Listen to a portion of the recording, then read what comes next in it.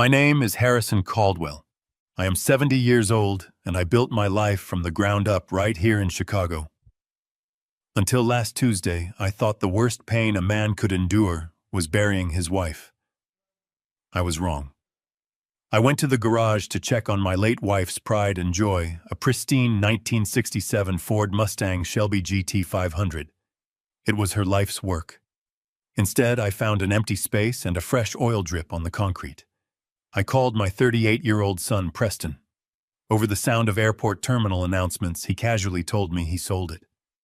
"Mom is gone, Dad," he said. "Why are you hoarding a piece of scrap metal? Monica has been severely depressed lately. She needed a trip to Paris to clear her head. Get over it." I was devastated until my phone rang an hour later. It was Victor Rollins, a local classic car dealer.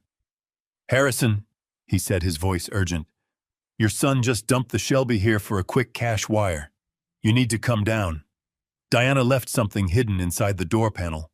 You need to see this. If you have ever felt betrayed by your own flesh and blood, hit the like button. Subscribe to the channel so you don't miss any of my stories. Tell me in the comments where you are watching from and what time it is there right now. It means a lot to know who is listening." It was a Tuesday morning, exactly 6 months since I buried my wife, Diana. 42 years of marriage gone in the blink of an eye to a sudden heart attack. The house felt immense and silent without her. She was the fire in my life, the spark that helped me build Caldwell Cold Chain Logistics from a single rented delivery truck into a 400 fleet empire stretching across the Midwest. But her real passion, her absolute obsession, was out in the garage of our Oak Brook home. A 1967 Ford Mustang Shelby GT500. Night mist blue with white racing stripes. For 25 years, that car was her sanctuary. She sourced original parts from across the globe, meticulously restoring every inch of it with her own hands. That car wasn't just metal and rubber. It was a piece of her soul. Since she passed, I'd go out to the garage every morning just to smell the oil and leather, just to feel close to her. That Tuesday, I opened the heavy wooden door leading to the garage, a cup of black coffee in my hand. I stopped dead in my tracks. The coffee mug slipped from my fingers, shattering against the concrete. Hot liquid splashed against my boots, but I barely felt it. The garage was empty. The space where the Shelby had sat just the night before was violently vacant. The only evidence it had ever been there was a fresh, dark drip of oil near the center of the bay. I felt a cold panic seize my chest. I rushed to the side door. Locked. I checked the main garage door mechanism. Intact. There were no broken windows, no signs of a break-in, no alarm triggers. The security system hadn't recorded a single breach. Someone had used the master key. Someone who knew the codes. Someone who knew exactly how to bypass the sensors. My mind raced. Only 2 people besides me had the access codes and the physical keys to that garage. My estate manager, who was currently on vacation in Florida, and my son, Preston. Preston is 38 years old. He lives in a modern glass-heavy monstrosity of a house just 3 blocks away, a house I helped him put the down payment on.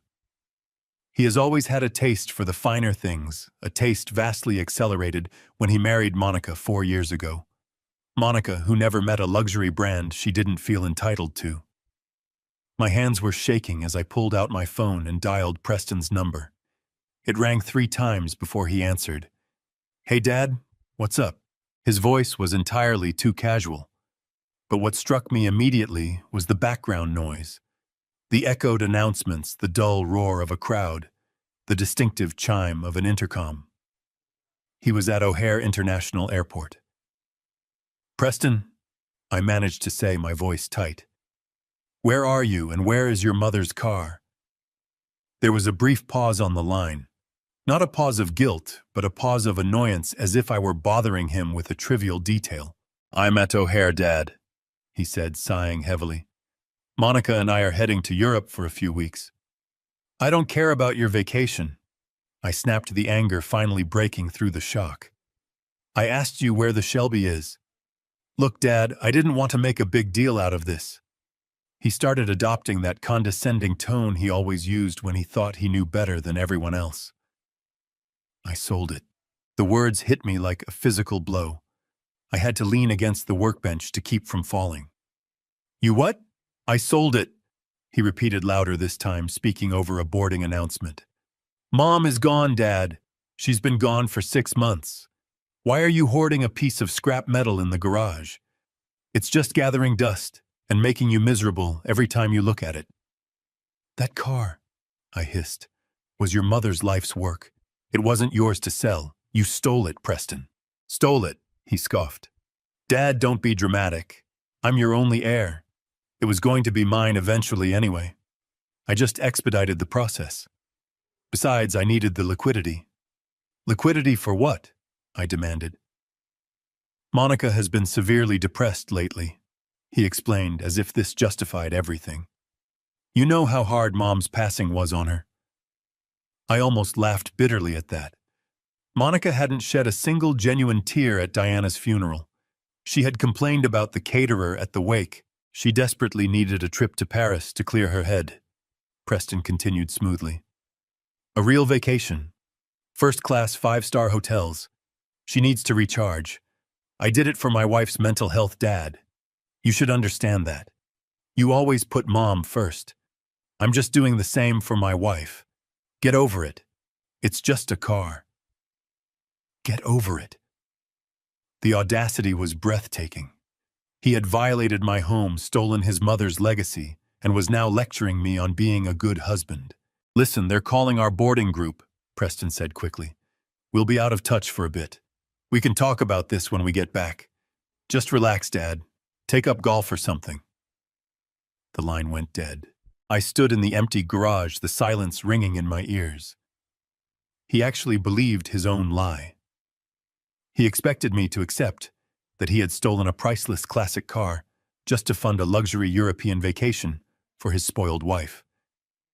He thought I was just a senile old widower who would eventually roll over and forgive him because he was my blood. But as the initial shock faded, a cold, hard logic began to take its place. The logic of a man who didn't build a massive logistics company by letting people walk all over him. I walked back into the house and sat at my desk. Something was fundamentally wrong with Preston's story. A lavish first-class trip to Paris, even staying at the absolute finest hotels, might cost $30,000. Maybe $40,000 if Monica went completely wild on the Rue Saint-Honoré. But I knew exactly what that Shelby was worth. Diana and I had it appraised for insurance purposes just a year ago. A fully restored, numbers-matching 1967 Shelby GT500 in that condition was worth a minimum of $350,000 in today's market. Probably more to the right buyer. Where was the missing $310,000? Preston was arrogant, yes. He was entitled. But he wasn't stupid enough to sell a $350,000 asset for a tenth of its value just to buy plane tickets. He was hiding something. The Paris trip was a smokescreen, a plausible lie designed to make me angry about his entitlement rather than suspicious of his actual motives. My gut told me there was a much larger play in motion. I needed to act. I reached for my phone, intent on calling my attorney, Rachel Thorne, to immediately freeze his access to the family trust and begin the process of cutting him entirely out of my will. If he wanted to play games with his mother's legacy, I would make sure he never saw another dime of mine.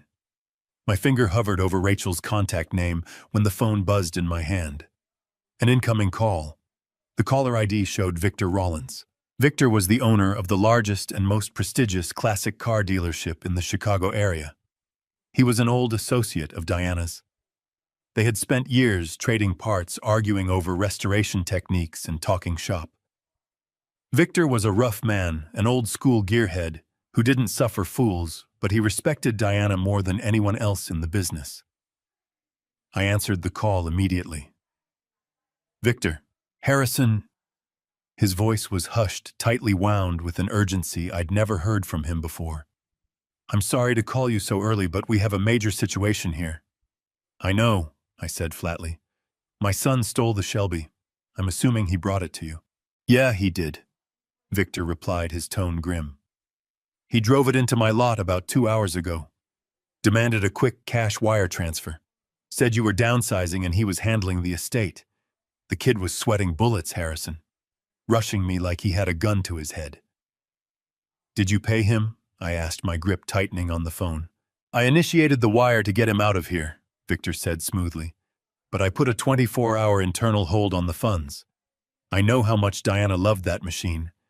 I knew she'd never let that arrogant prick sell it, let alone to fund some European joyride. I felt a surge of gratitude for the man's sharp instincts. Thank you, Victor. I'll have my lawyer issue a stolen asset dispute immediately. Harrison, wait. Victor interrupted, his voice dropping to a near whisper. That's not why I'm calling. Forget the wire transfer for a minute. What is it? When he dropped the car off, I had my guys do a standard intake inspection, Victor explained. Diana was always meticulous, but I noticed the passenger side interior door panel was slightly misaligned, just a fraction of an inch off. I frowned. Diana was a perfectionist. She would never have left a panel misaligned. I popped the panel off to reseat the clips. Victor continued, his voice heavy. Harrison, your son didn't just dump a car here. Diana left something hidden inside the door cavity. The air in my study seemed to grow very still. What did she leave? I don't know what it is entirely, Victor said carefully. But it's addressed to you. You need to get down to my warehouse right now, Harrison. You need to see this with your own eyes. I lowered the phone from my ear, staring at the darkened screen. The call had ended, but Preston's voice still echoed in the quiet of my study. Get over it. He had said those words to me. My own flesh and blood had violated the sanctity of my home, stolen the history his mother devoted her life to preserving, and brushed it off as if he had merely borrowed a lawnmower. My jaw clenched so hard my teeth ached. He thought he had me figured out. He looked at me and saw a tired, grieving 70-year-old widower who would accept his disrespect to keep the peace. He wrongly assumed my absolute silence over the past 6 months was a sign of weakness, a symptom of a broken man waiting for the end. He had no idea who he was dealing with. I did not build Caldwell cold chain logistics by turning the other cheek. When I started with a rusted delivery truck, competitors tried to run me off the road. I crushed them. I built a fleet of 400 refrigerated trucks moving millions across the Midwest by seeing through lies and striking back twice as hard. My grief had made me quiet, but it had not made me blind. I stood in the center of my home office and began to do what I do best. I stood there and analyzed the numbers. Preston was arrogant, entitled, and entirely too reliant on the trust fund I had established for him, but he was not illiterate. He claimed he sold Diana's Shelby to fund a vacation for Monica. It was a plausible lie designed to make me angry about his entitlement, rather than suspicious of his actual motives. He desperately wanted me fuming over a luxury vacation, so I would not look any deeper into his current financial situation. My gut twisted with a sharp, familiar instinct. The same instinct that had saved my company from hostile takeovers and corrupt vendors decades ago. Preston was making a desperate move. He needed cash immediately. He was hiding a financial crisis or funding something sinister. I walked to my desk and picked up my phone. I scrolled to the contact name for Rachel Thorne, my ruthless corporate attorney. I was going to instruct her to freeze his access to the family trust, strip him of his remaining shares in my company, and prepare the paperwork to write him out of my will entirely. If my son wanted to play games with his mother's legacy, I was going to ensure he never touched another dime of mine for the rest of his life. I pressed my thumb over her name. Before the screen could register my touch, the phone vibrated violently in my palm. An incoming call replaced Rachel's contact card. The caller identification displayed the name Victor Rollins. I did not utter another word to Victor on the phone. I ended the call, placed the device in my jacket pocket, and walked out of my study. I bypassed the main house entirely and went straight out the front doors to my daily driver, parked in the circular driveway. I did not call the local authorities to report a theft. I did not call Preston back to scream at him or demand explanations. When you have spent 4 decades building a massive corporate logistics empire from absolutely nothing, you learn very quickly that you do not announce your counterattacks with blaring sirens and flashing lights. You move in absolute terrifying silence. The drive to Victor Rollins and his classic car warehouse took exactly 35 minutes, but my mind covered entire decades during that span. I thought about my son, a man who had grown so incredibly comfortable resting on the velvet cushions of the immense wealth I provided that he fundamentally mistook my paternal generosity for profound stupidity. And then I thought about Diana. Diana was not merely a wife who enjoyed restoring vintage American muscle cars in her spare time. She was the sharpest, most ruthlessly analytical woman I had ever known. While I was out securing cold chain supply contracts and managing heavy truck fleets across the Midwest, she was the one sitting in the corporate headquarters auditing the ledgers. She served as the chief financial officer of Caldwell Cold Chain Logistics for 30 solid years. She had a mind that operated like a steel trap and an intuition for human deception that bordered on the supernatural. She possessed an uncanny ability to spot an embezzler or a corporate fraud from a dozen miles away. If a woman with her brilliant calculating mind had taken the time to hide something deep inside the structural framework of her most prized worldly possession, it was absolutely not a sentimental keepsake or a fond farewell note. It was a weapon. It was an insurance policy. I pulled my truck up to the heavy security gates of Victor Rollins and his private storage facility. The building was an imposing, unmarked concrete structure situated on the industrial edge of the city, surrounded by heavy chain-link fencing and high-definition security cameras. The massive steel gate rolled open the moment my front bumper approached the sensor. Victor was already waiting for me just inside the cavernous main receiving bay. He stood silently next to the pristine 1967 Shelby GT500. Under the harsh, bright fluorescent lights of the warehouse, the deep night mist blue paint seemed to absorb all the energy in the room. Victor did not offer a polite greeting. He did not extend his hand for a friendly shake. His face was grim and completely businesslike. He simply tilted his head and gestured toward the passenger side of the vehicle. I walked over to the car, my heavy boots echoing sharply against the polished concrete floor. The interior leather panel of the passenger door had been expertly detached and laid carefully on a soft microfiber cloth over a nearby rolling workbench. The inner mechanical workings of the door were fully exposed, revealing a complex array of window regulators, metal framing, and sound-dampening material. Right there, buried deep inside the dark steel cavity of the door, nestled securely behind a thick layer of acoustic soundproofing foam, was a rectangular void where something had been glued. Victor reached into the breast pocket of his work jacket and produced a heavy-duty fireproof Ziploc document bag. The edges of the bag were lined with industrial waterproof tape. He held it out, and I took it from his hands. The plastic material was thick, textured, and surprisingly heavy. I could see the contents clearly through the translucent exterior. There was a standard black USB flash drive and a neatly folded piece of heavy stock parchment paper. It was Diana's preferred writing stationery. My hands, which had remained perfectly steady while staring down hostile labor union negotiations and vicious corporate raiders, began to tremble uncontrollably. I picked up a small utility knife from Victor's workbench, carefully sliced through the reinforced waterproof tape, and pulled out the folded parchment. I recognized her elegant, sharp, cursive handwriting immediately. The date penned at the very top right corner of the page caught the breath in my throat. It was dated exactly 14 days before the massive coronary episode that suddenly took her from me. She had sat down and written this letter a mere 2 weeks before she died. I slowly unfolded the heavy paper. The black ink was dark, deliberate, and pressed firmly into the page. "Harrison," the letter began.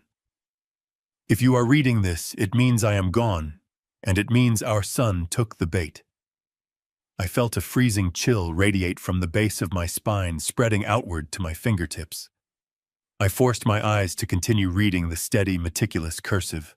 "You always wanted to believe the best about Preston. You always wanted to believe that his towering arrogance was just a temporary phase, that Monica's endless greed was just youthful ignorance that she would eventually outgrow. But I have spent my entire professional life tracking liabilities, and our son is the greatest liability this family has ever produced. I intentionally left a pre-signed blank title to this car, hidden securely in the bottom of the glove box.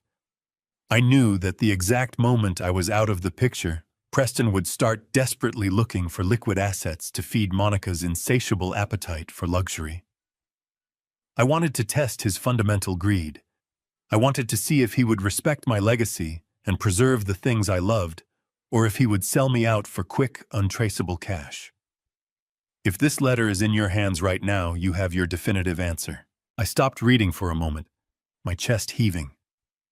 My wife had orchestrated a posthumous loyalty test from beyond the grave, and the son I had raised, the boy I had funded and protected, had failed it in the most spectacular and offensive way imaginable. He did not hesitate. He did not mourn. He simply saw his mother's death as an opportunity to cash in a blank check. The letter did not end there. I swallowed the hard lump in my throat and moved my eyes to the final paragraph on the page. But this is not just about a stolen car, Harrison. Preston is not simply acting like a spoiled, entitled child throwing a tantrum. He is actively funding a betrayal that will systematically destroy everything we spent our lives building together. The black USB drive inside this bag contains everything I have been secretly investigating for the last 6 consecutive months. I did not want to bring this to you until I had irrefutable proof, but my health has been failing and I fear I may run out of time. Plug it into a secure computer. Look at the data I have compiled. Look at the banking routes. Do not let your fatherly heart blind you to the cold, hard math. Burn the rot out of our house, Harrison. Do what absolutely must be done. I slowly folded the heavy parchment paper back along its original creases and slipped it into the inside pocket of my jacket. I reached back into the fireproof bag and pulled out the small black flash drive. It rested weightless in the palm of my hand, yet it felt heavier than a block of solid lead. Diana had spent her final months on Earth, protecting me, hunting down a threat I had been completely blind to. She had used her brilliant analytical mind to uncover a conspiracy happening right under my nose, orchestrated by my own flesh and blood. I looked up at Victor.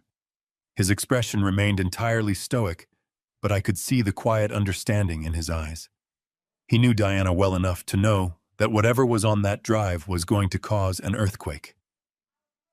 Victor, I said, my voice eerily calm, stripped of all the shock and grief that had consumed me just an hour prior. I need to use the secure computer in your back office immediately. Victor nodded once, turned on his heel, and gestured for me to follow him down the long, dimly lit corridor of the warehouse. I gripped the flash drive so tightly, the plastic casing dug sharply into my skin. Preston thought he was playing a clever game. He thought he had outsmarted a clueless old man. But he had fundamentally forgotten who his mother was, and he was about to painfully discover exactly who his father was. I followed Victor through the heavy steel doors and into his private back office. The room was sparsely decorated, smelling faintly of rich motor oil and stale, dark roast coffee. Victor bypassed his main desktop computer and pulled a heavy reinforced metallic laptop from a locked steel drawer. He set it squarely on the desk and opened the lid. The screen flickered to life, casting a harsh, pale blue glow across the darkened room. Victor nodded to the leather chair, silently offering me the seat. I sat down, my joints aching with a sudden, profound exhaustion. I took a deep, steadying breath and pushed the small black flash drive into the side port of the machine. A security prompt immediately flashed on the high-definition screen. Diana never left anything unprotected. During her 30 years as my chief financial officer, she had designed the complex encryption protocols that safeguarded our entire logistics network. I typed in the long alphanumeric sequence we had always used for top-tier corporate emergencies. The progress bar loaded, and a single master folder appeared on the blank desktop. It was simply titled with our son's name. I double-clicked the folder. Inside was a meticulously organized digital archive. Diana had spent 6 grueling months building a flawless, airtight financial case. There were dozens of subfolders labeled with offshore bank names, transfer dates, and corporate locations. I opened the very first folder, which was clearly marked as travel itineraries. Preston had boldly told me he needed the money to take Monica to Paris. He claimed she was suffering from severe depression and desperately needed a luxurious European escape.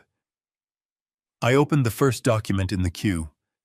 It was a receipt for 2 first-class round-trip tickets to Charles de Gaulle Airport in Paris, along with a booking confirmation for a 2-week stay at an exclusive boutique hotel near the Louvre Museum. For a fraction of a second, a wave of terrible confusion washed over me. Had he actually been telling the truth? Then I opened the very next document in the sequence. It was a formal cancellation confirmation. The Paris flights and the luxury hotel reservations were fully refundable. They had been booked on a Tuesday morning and completely canceled 48 hours later. The entire European vacation was a phantom. It was a calculated, incredibly cheap decoy designed to give me a highly emotional, frustrating excuse for his sudden, desperate need for fast cash. He knew I would be furious about him wasting money on a frivolous trip, but he also knew I would eventually dismiss it as typical spoiled behavior. It was the absolute perfect smokescreen to hide his real movements. I clicked into the next file, which contained the actual unmodified travel manifest. Preston and Monica were not flying to France. They had booked 2 seats on a private charter flight, departing out of a smaller regional Illinois airfield. Their final destination was Georgetown, the capital city of the Cayman Islands. The Cayman Islands are not exactly known for their holistic mental health retreats. They are, however, globally recognized as one of the premier tax havens and offshore corporate banking capitals of the world. A cold, incredibly heavy realization began to settle deep in my stomach. The missing $310,000 from the Shelby sale was not meant for shopping sprees or fine dining.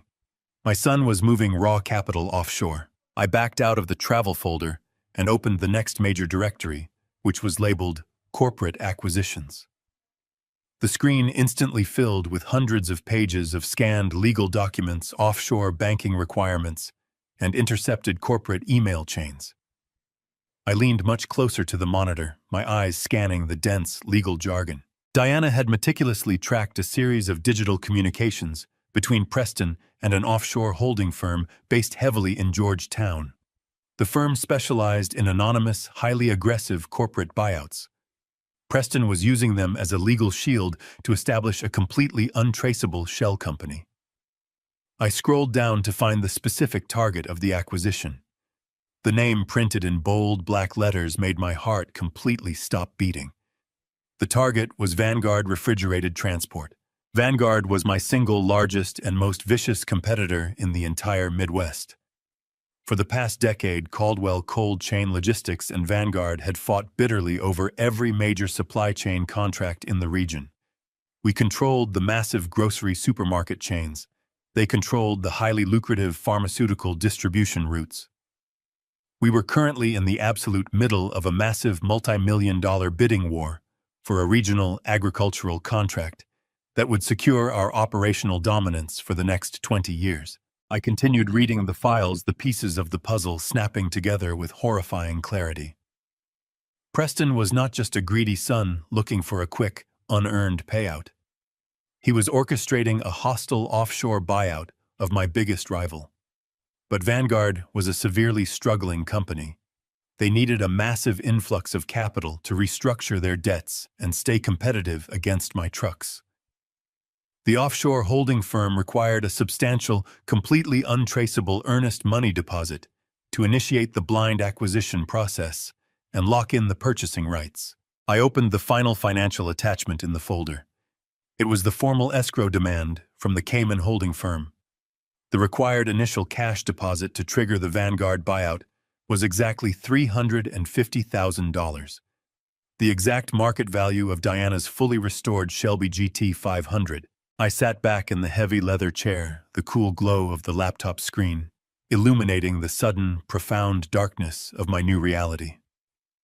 The sheer scale of the betrayal was absolutely breathtaking. Preston was not just stealing a classic car. He was actively plotting to steal my entire life's work. As a trusted executive within my family business, Preston had unrestricted daily access to our most sensitive corporate data. He knew our exact operating profit margins. He knew the exact maintenance and fuel costs of our massive refrigerated fleets. He knew the specific pricing algorithms we used to bid on supply chain contracts. He knew every single operational weakness and strategic strength of Caldwell Cold Chain Logistics. His plan was brilliantly, sickeningly simple. He would use the cash stolen from his dead mother to anonymously purchase our struggling rival through a Caribbean shell company. Then, operating entirely from the shadows, he would use his insider knowledge of my company's pricing structures to systematically undercut every single one of my active corporate bids. He would bleed my empire completely dry, transferring all of my hard-earned regional contracts directly over to Vanguard.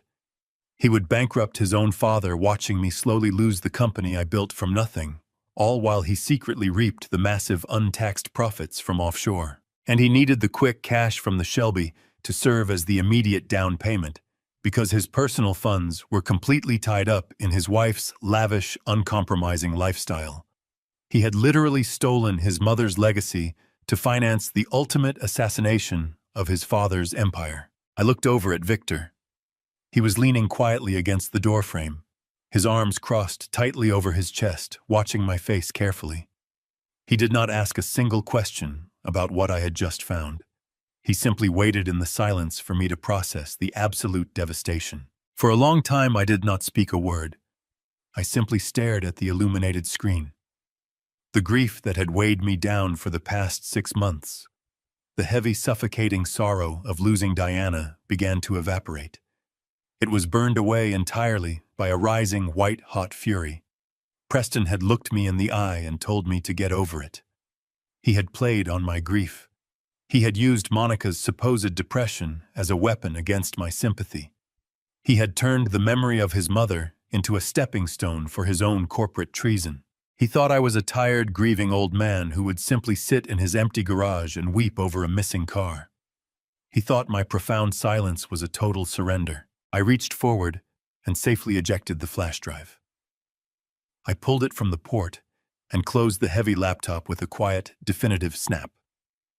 I slipped the drive securely into my jacket pocket, right next to Diana's final handwritten letter. My wife had spent her last days on Earth arming me for a brutal war I did not even know I was fighting. She had handed me the exact weapon I needed to defend the empire we had built together. Preston wanted a corporate war. He wanted to play the role of a ruthless offshore raider. He was about to learn that the man who built Caldwell Cold Chain Logistics did not get to the absolute top of the industry by showing mercy to thieves. I stood up from the desk, my posture perfectly straight, my mind entirely clear. The mourning husband was gone. The wartime chief executive had finally returned. I thanked Victor for his absolute discretion and walked out of the warehouse. The drive back was a blur, but my mind was operating with a terrifying focus. I went straight to my home office, locked the doors, and closed the blinds. I sat at my personal desktop, a machine isolated from the main servers, and plugged Diana's flash drive into the port. I needed to understand the corporate treason. I opened the master directory and bypassed the financial ledgers. There was a secondary folder labeled Internal Communications. I double-clicked it. Hundreds of forwarded email chains and scanned server logs populated the screen. Diana had mirrored a hidden network drive. I began reading the top email thread. It was a tactical breakdown of Caldwell Cold Chain Logistics supply routes and vulnerable client contracts. The sender address was not Preston. The sender used a scrambled email service, but the author's voice, the specific corporate phrasing, and the precise logistical terminology were entirely too familiar. I scrolled down to the bottom of the chain where Diana had attached an IP address trace. She had tracked the anonymous email account directly to a specific terminal inside my own corporate headquarters. Terminal 4. My breath hitched in my throat. That terminal belonged to Bradley. Bradley was my vice president of operations. I personally hired him 6 years ago, plucking him from a failing firm, because I saw a hungry, driven executive who reminded me of my younger self. I mentored him, paid him an exorbitant salary, and trusted him with the keys to my empire. And here he was actively engineering the destruction of my life's work. As I read through the emails between Bradley and the offshore holding company, the true architecture of the hostile takeover became sickeningly clear. Preston was not the mastermind. My son, despite his expensive business degree and his towering arrogance, simply did not possess the intellectual capacity to orchestrate a shadow acquisition of a major competitor. Preston was nothing more than a useful idiot. He was the necessary bloodline connection required to access the massive amounts of untraceable capital needed to fund the initial escrow deposit. Bradley was feeding Preston the narrative that they were going to team up, buy Vanguard in secret, and rule the logistics market together. Bradley provided the blueprints, and Preston provided the stolen cash. But the deeper I dug into the communication files, the darker the conspiracy became. There was a third folder separated from the corporate data. Diana had simply labeled it with Monica's name. I clicked on the folder. My stomach turned to ice. The screen filled with photographs, hotel receipts, and hundreds of captured text messages. It was not corporate espionage. It was a digital diary of a 2-year-long, incredibly brazen affair. There were photos of Monica and Bradley sitting intimately at a high-end restaurant in Chicago, taken by a private investigator Diana must have hired. There were digital receipts for luxury hotel suites, booked under Bradley's name, coinciding perfectly with the weekends Preston was out of town. I opened the text message transcripts. Reading the conversations between my daughter-in-law and my vice president of operations made my skin crawl. They were not merely romantic messages. They were calculated, venomous exchanges dripping with contempt for my son. They laughed at his gullibility. They mocked his desperate need to impress Monica with luxury goods. They openly discussed how easy it was to manipulate his deep-seated insecurities and his overwhelming desire to finally step out of my shadow. Bradley was the one who planted the idea of the Vanguard buyout in Preston's head. Monica was the one who whispered in Preston's ear every single night, convincing him that I would never hand over the company, that I was a stubborn old man who would force him to wait decades for his rightful inheritance. She pushed him, prodded him, and manipulated his greed until he was entirely convinced that stealing from his own family was a brilliant, necessary business move. But the final, most devastating layer of the truth was detailed in a locked spreadsheet Bradley had shared exclusively with Monica. It was the post-acquisition financial model. Once the offshore shell company successfully purchased Vanguard, using the funds from the stolen Shelby, Bradley planned to systematically transfer all of Caldwell Cold Chain's premium client contracts over to the newly acquired company.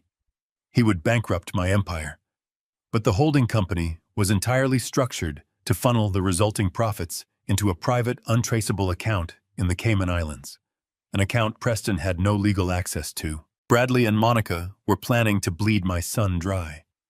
They were going to use his stolen money to buy the rival firm, use his insider access to destroy my company, and disappear, together with the offshore fortune.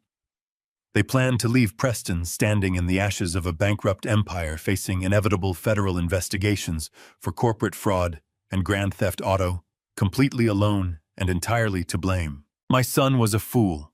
He was a greedy, arrogant, ungrateful fool who had stolen his mother's legacy to fund a luxury trip for a woman who despised him. But he was walking blindly into a slaughterhouse. He was so blinded by his own ego and his wife's toxic manipulations that he could not see the blade resting against his neck. I leaned back in my chair, rubbing my temples. The weight of the betrayal was staggering. A wife plotting against her husband. An executive plotting against his mentor. A son betraying his father. All of it swirling around the missing $350,000. Diana had watched the vipers circling our family, spending her final months gathering the venom they left behind, storing it safely away so I could eventually formulate an antidote. I had every single piece of the puzzle. The offshore banking routes, the forged escrow, demands the undeniable proof of the affair and the exact coordinates of their treason. They believed the Paris decoy had worked, that I was fuming over a vacation, while they quietly executed their master plan in the Caribbean. I closed the folders one by one. I pulled the flash drive from the machine and held it in the palm of my hand. The anger within me had completely solidified.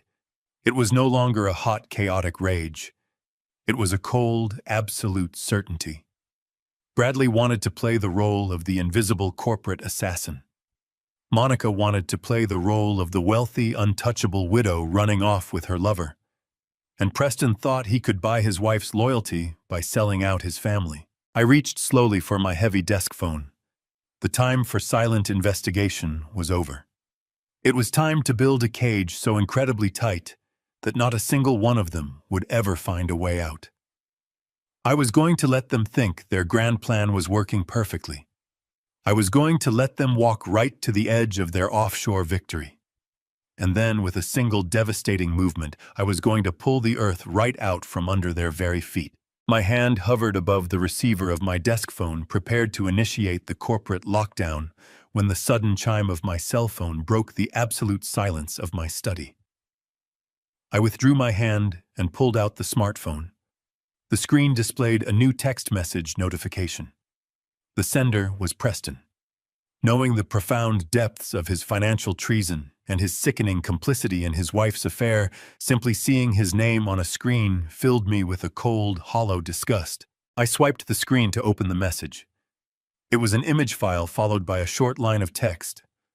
I tapped the image to download it, waiting for the file to render. The photograph filled my screen.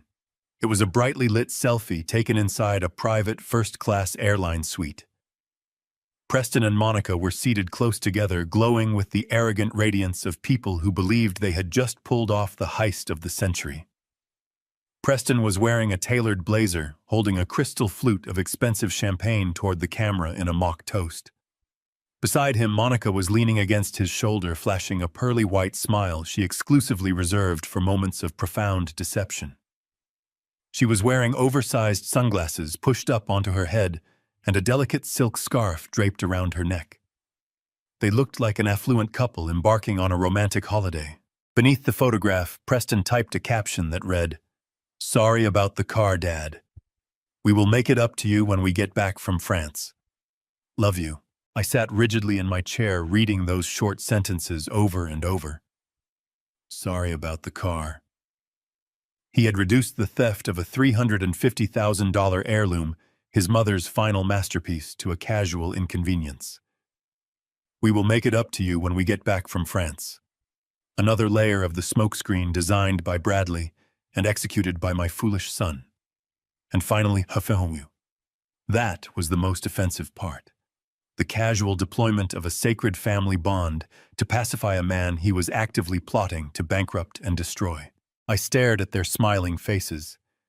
They genuinely thought they had won.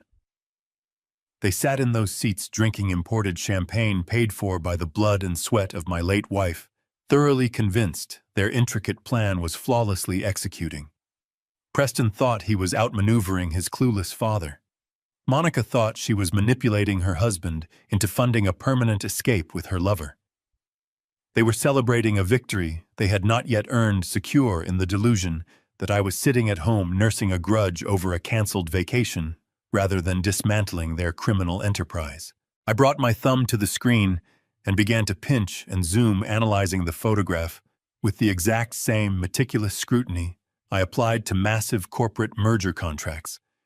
I looked at the lighting. I looked at the curve of the airplane windows. I looked at the reflection in Monica's sunglasses. And then I saw it. The fatal flaw in their perfect visual lie. In the upper left corner of the photograph, slightly blurred but discernible in the background, behind Monica's styled hair, a flight attendant was moving down the narrow aisle of the cabin. The attendant was wearing a distinctive tropical uniform that belonged to an exclusive private charter airline I knew quite well. More importantly, the attendant was holding a silver service tray at shoulder height. Resting flat on top of the tray, angled perfectly toward the camera, was a glossy travel magazine. I zoomed in closer, pushing the image resolution to its absolute maximum limit.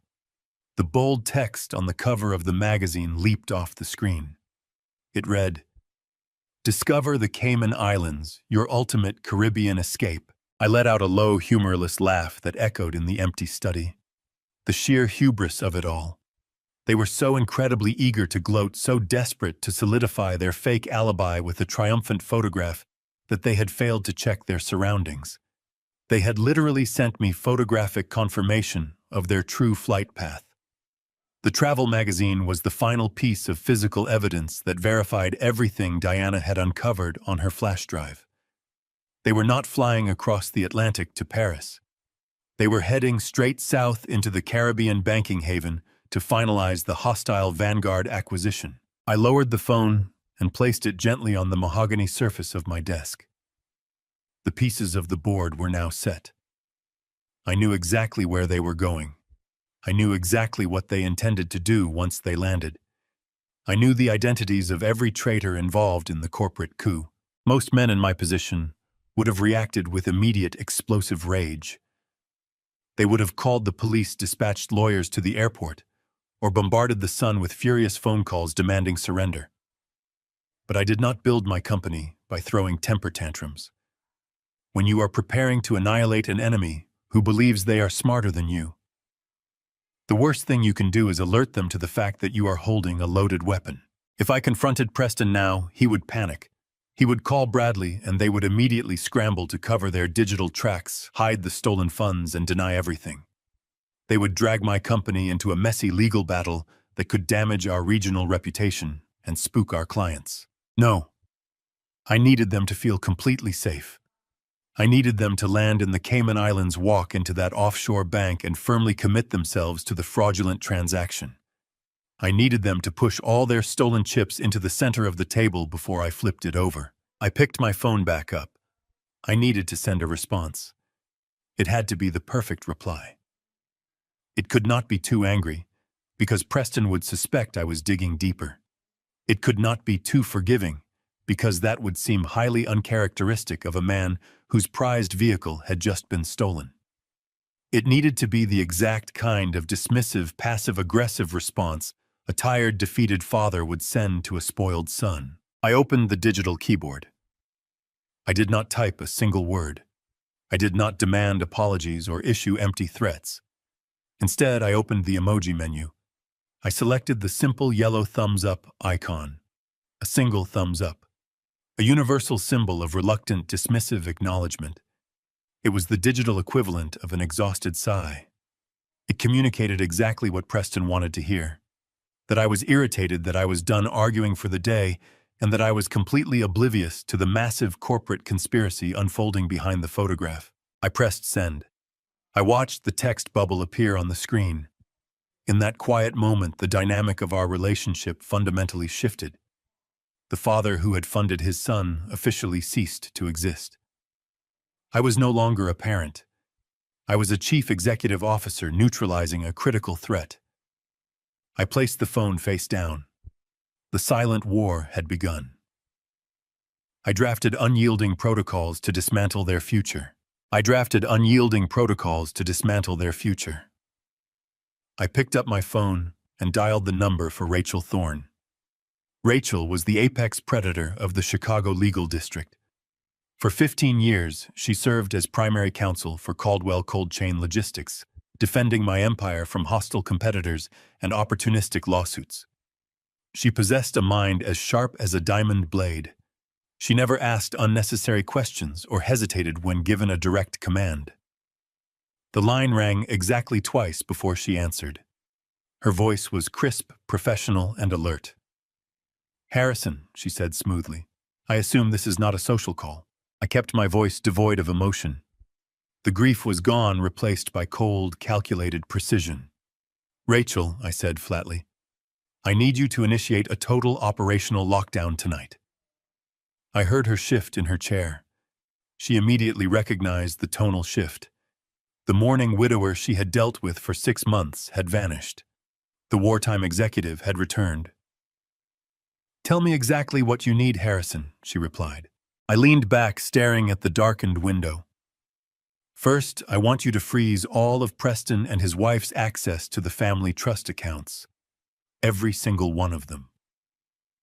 She paused briefly. "That is a drastic maneuver, Harrison. If I freeze those trust accounts, their personal credit cards will decline instantly. Their automated mortgage payments will bounce. They will be locked out of their primary liquid assets before sunrise. I did not blink. That is precisely the objective, Rachel. Cut off their financial oxygen. Preston abused my generosity for the last time. I want them stranded with whatever loose cash they have in their pockets. Rachel typed rapidly on her keyboard. Consider the trust accounts locked, she confirmed. What is the next step? My voice dropped, settling into a grim cadence. Step 2 involves Caldwell Cold Chain Logistics directly. You are to immediately revoke all of Preston's corporate signatory powers.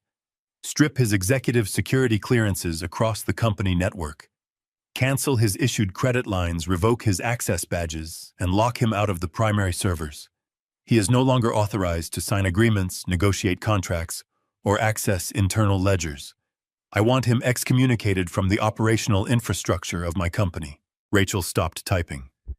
The silence on the line was thick with unspoken realization. Stripping an executive of signatory powers without a board meeting was an aggressive maneuver. Harrison, she said carefully, revoking his privileges so suddenly will send a massive shockwave through the entire human resources department. It will raise immediate questions among the board of directors. Let them ask their questions, I replied sharply. I built this entire company from a single rusted delivery truck. I own the absolute majority of the voting shares. Preston has engaged in actions that severely threaten the foundational stability of Caldwell Cold Chain Logistics. I will personally address the board when the time is right. For now, you execute the revocation protocol without hesitation. Understood, Rachel said softly. Her voice carried the distinct tone of a woman witnessing the beginning of a brutal corporate execution. The executive revocations will take effect within the hour. Is there a third directive? I closed my eyes for a brief moment, picturing the night mist blue paint of Diana's stolen Shelby GT500 sitting silently in Victor Rollins' storage warehouse. Yes, I said. There is one final matter, and it requires your most delicate touch. Preston stole Diana's classic car this morning. He transported the vehicle to a private dealership and attempted to liquidate the asset for $350,000. He demanded a rapid wire transfer to an offshore account in the Cayman Islands. I heard Rachel exhale a sharp, stunned breath. Harrison, that is grand theft auto. I can have local law enforcement waiting for him at the airport the exact moment his plane touches down. We can have him arrested before he even reaches the baggage claim. No, I commanded firmly. Do not notify the local police. Do not file a standard police report. If we involve the local authorities, it becomes a messy public domestic dispute. Preston will simply hire an expensive defense attorney, drag the entire situation through the mud, and attempt to stall the legal process. I want a much cleaner, far more devastating approach. I leaned forward, resting my elbows heavily on the desk. Instead of calling the police, I want you to file a formal stolen asset dispute directly with the financial institution holding the title. Report the fraudulent wire transfer attempt through the federal banking channels. Victor Rollins has already placed a mandatory internal security hold on the pending funds. I want you to leverage that hold. Let the automated fraud systems of the international banking network do the heavy lifting for us. Rachel let out a low, appreciative hum. I see your strategy, she noted. If we report the unauthorized sale and the offshore wire attempt through federal banking fraud channels, we trigger an automatic international anti-money laundering protocol. The banks will independently freeze the offshore destination accounts. They will flag Preston and Monica as high-risk financial criminals. It elevates the crime from a simple local theft to an international banking crisis. Exactly. I confirmed, a cold satisfaction settling over my words. I do not want Preston sitting comfortably in a local jail cell, waiting for a bail hearing. I want him stranded in the Cayman Islands, completely locked out of his trust funds, stripped of his corporate identity, and permanently flagged by the international banking system. When he walks into that offshore bank tomorrow morning to check on his stolen money, I want him to face a wall of federal fraud alerts. I want him to experience the exact terrifying moment when he realizes he has absolutely nothing left. I will draft the fraud dispute immediately, Rachel assured me. Her tone was no longer cautious. It was energized, ready for the battle ahead. The asset frees the executive revocation, and the banking alerts will all be fully active before dawn. They will not see any of this coming. That is the entire point, Rachel. I kept my gaze fixed on the digital clock resting on the corner of my desk. They think they have outsmarted a grieving widower. They think they are flying toward a luxurious stolen future. Make sure the financial cage is completely locked before they even step off that airplane. I ended the phone call and placed the device down. The study was perfectly silent. I walked over to the large bay window and looked out over the sprawling grounds of my estate. The moon cast long, pale shadows across the manicured lawns.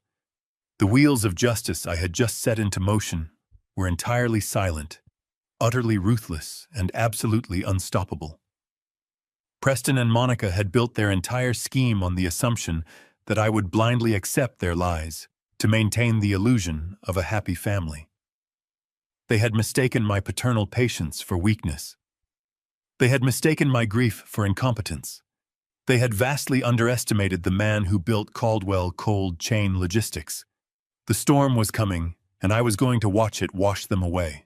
The following morning arrived with a pale gray light that washed over the massive facade of Caldwell Cold Chain Logistics headquarters. I drove into the private executive parking garage exactly at 7, maintaining my daily routine as if my entire world had not just shifted. Walking through the polished lobby, I politely nodded to the 3 security guards. I kept my posture slightly stooped, allowing my shoulders to sag enough to project the image of a deeply tired, sorrowful old man. I rode the private elevator up to the top floor, stepping out into the hushed corridor of the executive suite. My assistant greeted me with a deeply sympathetic smile. I offered a weak, trembling nod in return, playing the part of the shattered widower to absolute perfection. I walked into my sprawling corner office, closed the heavy door, and sat down at my desk. I did not turn on the main overhead lights, leaving the room bathed in dark, dim shadows. I picked up my desk phone and pressed the intercom, instructing my assistant to send Bradley in immediately. I waited in the dark. Bradley did not take long. 5 minutes later, my vice president of operations stepped confidently into the room.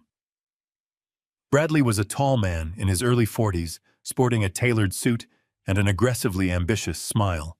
He possessed the sleek charm of a corporate predator, the exact kind of man who would sleep with his boss's daughter-in-law and plot the destruction of his mentor without losing a second of sleep. He walked across the carpet and stopped in front of my desk, his face instantly twisting into a mask of deep concern. He looked at the unlit room and then down at me, shaking his head with a perfectly rehearsed display of false pity. "Harrison," he said softly, his voice dripping with synthetic empathy. "You look completely exhausted. You really should be at home resting. The company can run itself perfectly for a few days." I slowly raised my hands and rubbed my eyes, letting out a ragged sigh. I forced my voice to sound raspy and hollow. "I am tired, Bradley," I replied, staring blankly at my desk. "Losing Diana has taken a toll on me that I simply cannot calculate. The quiet in that house is absolutely deafening." Bradley nodded solemnly, placing his hands in his pockets. "I know, Harrison. We are worried about you. You need to take a step back and let us carry the heavy lifting. That is why you hired me." I slowly lifted my head and looked directly into the eyes of the man trying to bankrupt me. "That is exactly what I wanted to talk to you about," I said, my voice barely above a whisper. "I have spent the night thinking about the future of Caldwell Cold Chain Logistics. I have spent decades fighting for every single contract, but the fight has completely drained me. I look at the logistical maps now and I feel empty. I need to step away, Bradley. I need to retreat to my estate and figure out how to live without my wife." I watched a sudden spark of raw greed flash behind Bradley's eyes before he quickly buried it under another layer of fake concern. "Harrison, you cannot just walk away," he countered smoothly. "This company is your entire legacy." I shook my head slowly, leaning back in my chair. "A legacy is meaningless if you are too broken to sustain it," I replied. I am simply transferring the immediate operational burden. Bradley, you have been my vice president of operations for 6 years. You know our supply routes, you know our fleet maintenance protocols, and you know our major corporate accounts. I need someone I can trust to take the helm while I step into the shadows. Bradley stood perfectly still, trying desperately to conceal the massive surging triumph he must have been feeling in his chest. He thought I was handing him the keys to the castle. He thought his toxic manipulation and secret corporate sabotage had somehow miraculously aligned with my sudden grief. Harrison.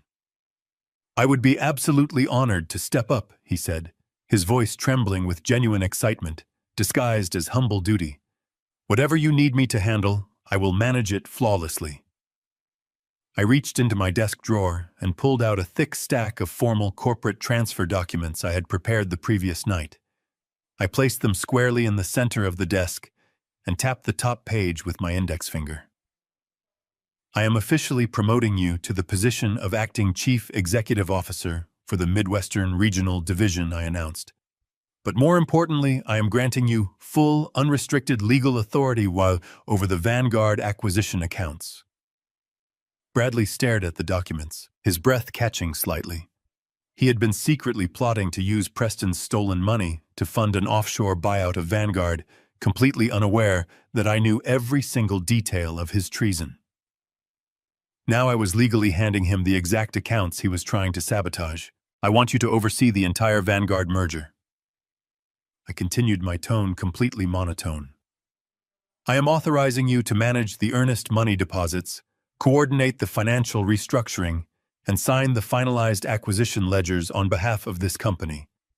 You will have total legal autonomy over the corporate merger accounts. I trust you to do what is best for the future of this logistics network. Bradley slowly reached out and picked up the stack of documents, his fingers gripping the heavy paper tightly. He was looking at the exact legal authorization he needed to quietly siphon our contracts into his offshore shell company. He genuinely believed he had just been handed a license to steal millions of dollars without any oversight whatsoever. The documents were a carefully constructed federal trap. By accepting legal autonomy over the Vanguard merger accounts, Bradley officially tied his name and signature to every single fraudulent transaction he was about to commit. I was building an airtight federal corporate fraud case against him, and he was eagerly signing his confession. Harrison, I will not let you down, Bradley promised, clutching the documents. I will handle Vanguard with utmost discretion. You have my word. I just offered a weak, tired smile. I know you will, Bradley. Just make sure the banking deposits are completed smoothly. Make the transition entirely seamless. Bradley nodded emphatically, turned, and practically floated out of my office. He closed the heavy oak door, leaving me alone in the dim shadows. The moment the door shut, my weak expression instantly vanished. My posture straightened, the cold clarity returning to my eyes. Bradley was rushing back to his terminal to finalize the hostile offshore buyout, entirely convinced he was a corporate genius. He was initiating the massive financial transfers using Preston's stolen money, entirely unaware that Rachel Thorne had already flagged those specific offshore accounts with international banking fraud alerts. I sat perfectly still in the quiet office, a dark satisfaction settling into my bones. Bradley wanted to steal my empire, but all he had really done was accept the rope I just handed him. The federal authorities were going to have a flawless, fully documented paper trail leading directly back to his office. The parasite was finally going to hang himself, and I was going to watch it happen without lifting a finger. 48 hours passed since Bradley walked out holding the federal corporate fraud snare I hand-delivered to him. During those 2 days, I maintained my carefully constructed facade of a broken, grieving widower. I sat in my darkened suite, sipping coffee and watching the digital tracking software Rachel Thorne installed on our mainframe. I watched with profound satisfaction as Bradley frantically logged into the Vanguard accounts, attempting to initiate the offshore wire transfers. He worked late into the night, pushing stolen capital through corporate channels, unaware that every keystroke was recorded, time-stamped, and forwarded directly to the Financial Crimes Division. The trap had been set, the bait taken, and the jaws were closing around my enemies. I did not have to lift a finger. I simply sat at my desk, watched the digital logs multiply, and waited for the explosion to shatter their pristine delusions of victory.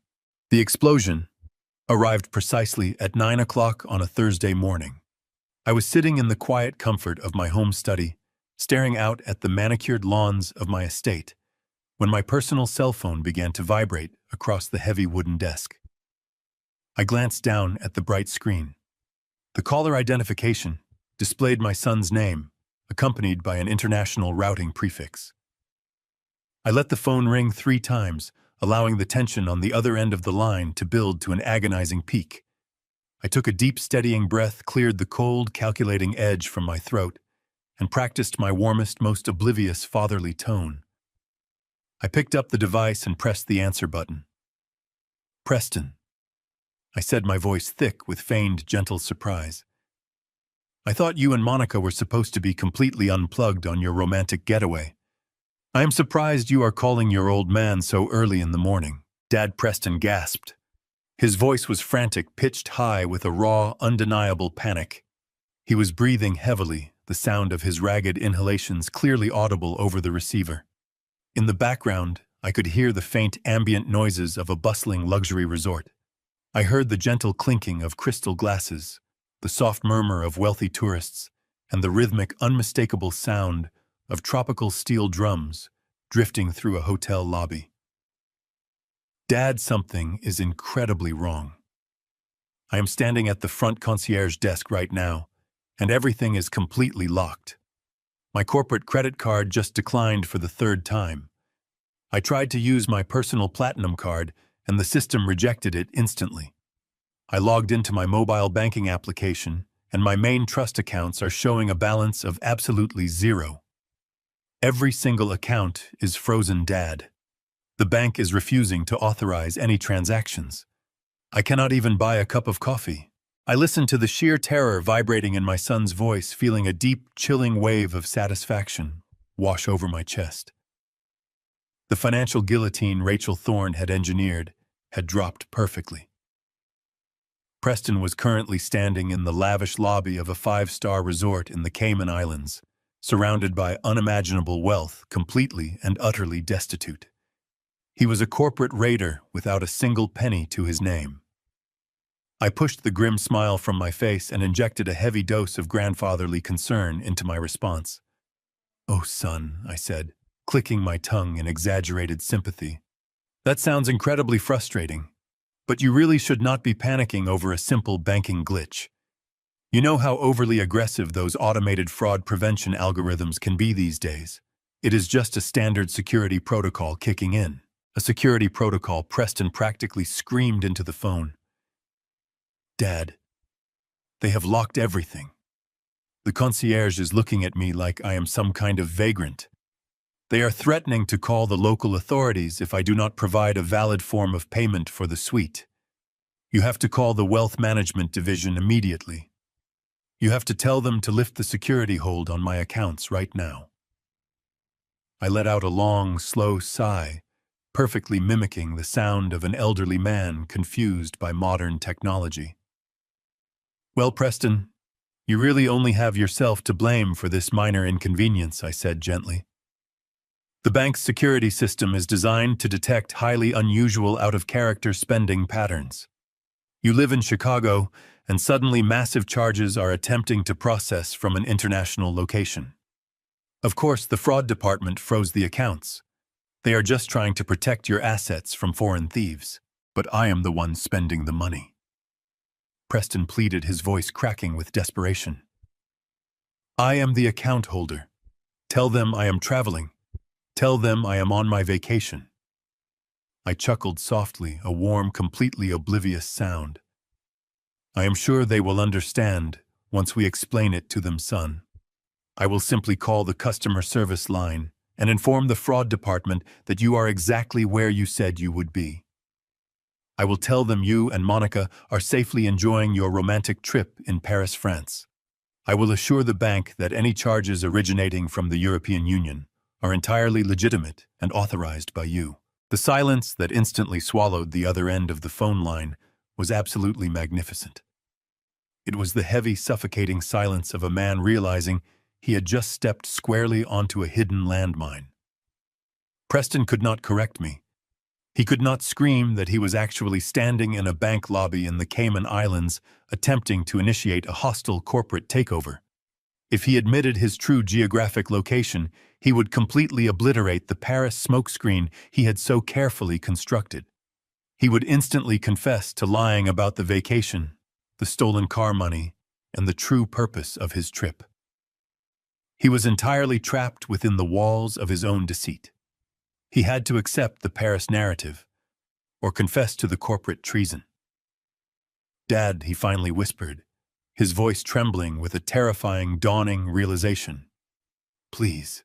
I did not give him the opportunity to formulate another desperate lie. I kept my voice incredibly light and cheerful, delivering the final, crushing psychological blow with surgical precision. "Do not worry about a single thing, Preston," I said warmly. "The bank is always difficult to reach on a Thursday morning anyway. I am actually heading out the door right now for a long, quiet weekend fishing trip up at the northern lake. Cell phone reception is terrible up there, so I probably will not have any signal for a few days. I will call the bank for you first thing on Monday morning when I return to the office.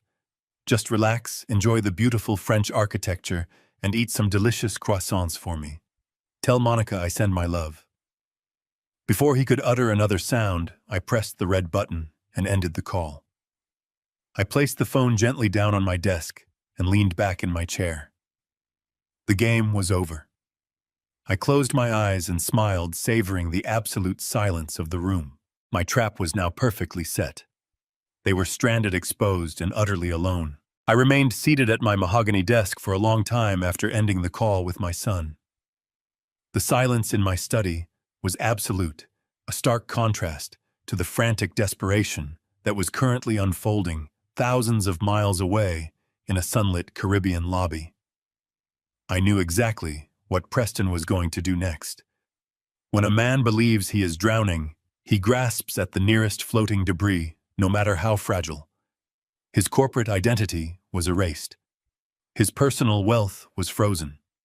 The intricate web of deceit he had spun with Bradley and Monica was unraveling at an astonishing speed. In Preston's panicked mind, there was only one remaining lifeline. He needed the earnest money for the Vanguard acquisition. He needed the $350,000 he thought he had successfully extracted from his mother's legacy. He needed Victor Rollins. I did not have to wait long for confirmation. Exactly 14 minutes after I hung up the phone, it rang again. The caller identification displayed Victor's private garage line. I answered immediately. Harrison Victor said, his rough voice carrying a distinct edge of grim amusement. "You called it perfectly. The kid just phoned the shop. He was absolutely losing his mind." I leaned forward, resting my forearms on the cool surface of my desk. "Walk me through it, Victor. Leave nothing out." Victor cleared his throat. He called my direct line, bypassing the receptionist entirely. He was shouting so loudly I had to hold the receiver away from my ear. He completely dropped that slick, arrogant businessman routine he tried to pull on me yesterday. He was begging. He demanded I manually override the 24-hour internal security hold on the wire transfer. He told me it was a matter of life and death, a critical business emergency that could not wait another minute. He practically ordered me to push the $350,000 through to his offshore account immediately. "And how exactly did you respond?" I asked, feeling a cold satisfaction blooming in my chest. "I gave him the exact dose of reality you requested," Victor replied smoothly. "I told him to lower his voice and listen to me very carefully. I informed him that I could not push the wire transfer through even if I wanted to, because the funds were no longer under my control." I let that hang in the air for a second, Victor continued, and I could hear the kid hyperventilating on the other end. Then I delivered the killing blow. I told Preston that early this morning the state of Illinois Department of Motor Vehicles officially flagged the title of the 1967 Ford Mustang Shelby GT500 as a stolen asset. I told him that the legal executor of the estate had filed a formal dispute claiming the vehicle was unlawfully removed from a private residence and fraudulently presented for sale. I closed my eyes, picturing Preston standing in the middle of that lavish resort lobby, the tropical heat suddenly turning to ice in his veins. "What did he say to that?" I asked quietly. He tried to deny it. Of course, Victor scoffed. He started stammering, swearing it was a massive misunderstanding, claiming he had your full permission to liquidate the estate. He insisted that if I just gave him the money, he would sort out the paperwork with you later. But his voice was shaking Harrison. He knew the game was up. I cut him off before he could spin another pathetic lie. I told him it was far beyond a simple paperwork dispute now. I informed him that because he attempted to wire the proceeds of a stolen asset across international borders, the transaction had automatically triggered an alert with federal banking authorities. The $350,000 was completely impounded by the federal government under suspicion of international wire fraud and money laundering. I told him the local authorities had already been by my warehouse to physically impound the vehicle as state evidence. The strategy was absolute. Preston could not argue with a federal banking freeze. He could not charm his way out of a money laundering investigation. He had walked into a vault, and Victor spun the locking wheel. He went completely silent, Victor recounted. I thought the line had dropped, but I could hear him breathing. I could hear his wife in the background, her voice shrill and demanding, asking him why the hotel manager was walking toward them with security. He finally asked me what he was supposed to do. I told him that was between him and the federal prosecutors. Then I wished him luck with his Parisian vacation and hung up. I let out a slow, heavy breath. Thank you, Victor. You have done my family an incredible service. Caldwell Logistics will remember this. You do not owe me a thing, Harrison Victor replied firmly. Diana was a legend. Nobody steals her masterpiece and gets away with it. I am just glad I got to be the one to slam the door on him. Victor ended the call, leaving me alone once again in the quiet expanse of my study. I walked over to the large bay window. The Midwestern sun cast a bright, unforgiving light across my property. I pictured my son miles away, stranded on a tropical island. He and Monica were standing in a lobby they could no longer afford. Their corporate credit cards were useless. Their bank accounts were completely locked down by Rachel Thorne's maneuvers. They had no liquid cash, no way to pay for their suite, and absolutely no way to purchase a return flight home. In the Cayman Islands, defrauding a hotel is a serious offense. Management would not offer sympathy to Americans who suddenly could not pay their exorbitant bill. They would involve the island authorities immediately. Furthermore, the corporate coup was dead. The offshore holding firm required a massive deposit to initiate the hostile buyout of Vanguard. With those funds impounded by federal investigators, the acquisition would instantly collapse. The holding company would sever all ties with Preston to avoid federal scrutiny. Bradley, sitting in his office at my corporate headquarters, would soon realize that the offshore accounts were flagged and the money was never going to arrive. He would panic, attempting to erase his digital footprints, completely unaware that I had already promoted him into a position where his guilt was legally undeniable and fully documented. Monica's elaborate plan to bleed my son dry and escape with her lover had spectacularly imploded. She was now marooned on an island with a man she secretly despised, a man who was rapidly becoming the primary target of a massive federal fraud investigation. She had pushed Preston into stealing his mother's car to fund her ultimate betrayal, and in doing so she had locked herself in the exact same inescapable cage. They were entirely isolated, stripped of their power, their wealth, and their arrogant illusions. The financial empire they had sought to conquer had instead risen up and completely crushed them. I turned away from the window and walked back to my desk. I had successfully defended the legacy Diana and I had sacrificed everything to build. The silent war was over, and the victory was absolute. The silent war was over, and the victory was absolute. But a victory engineered in the shadows eventually demands a confrontation in the light. For 48 hours, I sat in the quiet comfort of my study, drinking dark roast coffee and watching the digital tracking software monitor their spectacular collapse. The Cayman Islands are an extraordinarily beautiful place to visit when you have the financial backing of a massive corporate empire. They are an unforgiving, hostile maprias, and your accounts are frozen, your credit cards are declined, and you are actively flagged by the federal banking system for international wire fraud. I knew exactly what they were forced to endure. They were evicted from their luxury oceanfront suite. They were unable to access the funds they had stolen from Diana's beloved Shelby. They were entirely stranded, stripped of their power and their arrogant delusions. In the end, Preston had to swallow his towering ego and place a humiliating, desperate phone call to Monica's distant relatives. He had to beg for a rescue. Those relatives who had always viewed Preston as a limitless fountain of cash were forced to purchase 2 emergency tickets on a heavily discounted budget airline just to get them back to Chicago. It was a humiliating, agonizing journey home, sitting in cramped middle seats, surrounded by the very people they had always considered beneath them. I was sitting in my leather reading chair, quietly reviewing the final logistics reports for the upcoming quarter, when the heavy oak front doors of my estate suddenly burst open. The loud, violent sound echoed down the long hallway, followed immediately by the rapid, furious clicking of high heels against the polished hardwood floor. I did not stand up. I did not move. I simply closed my leather-bound folder, folded my hands in my lap, and waited for the storm to reach my study.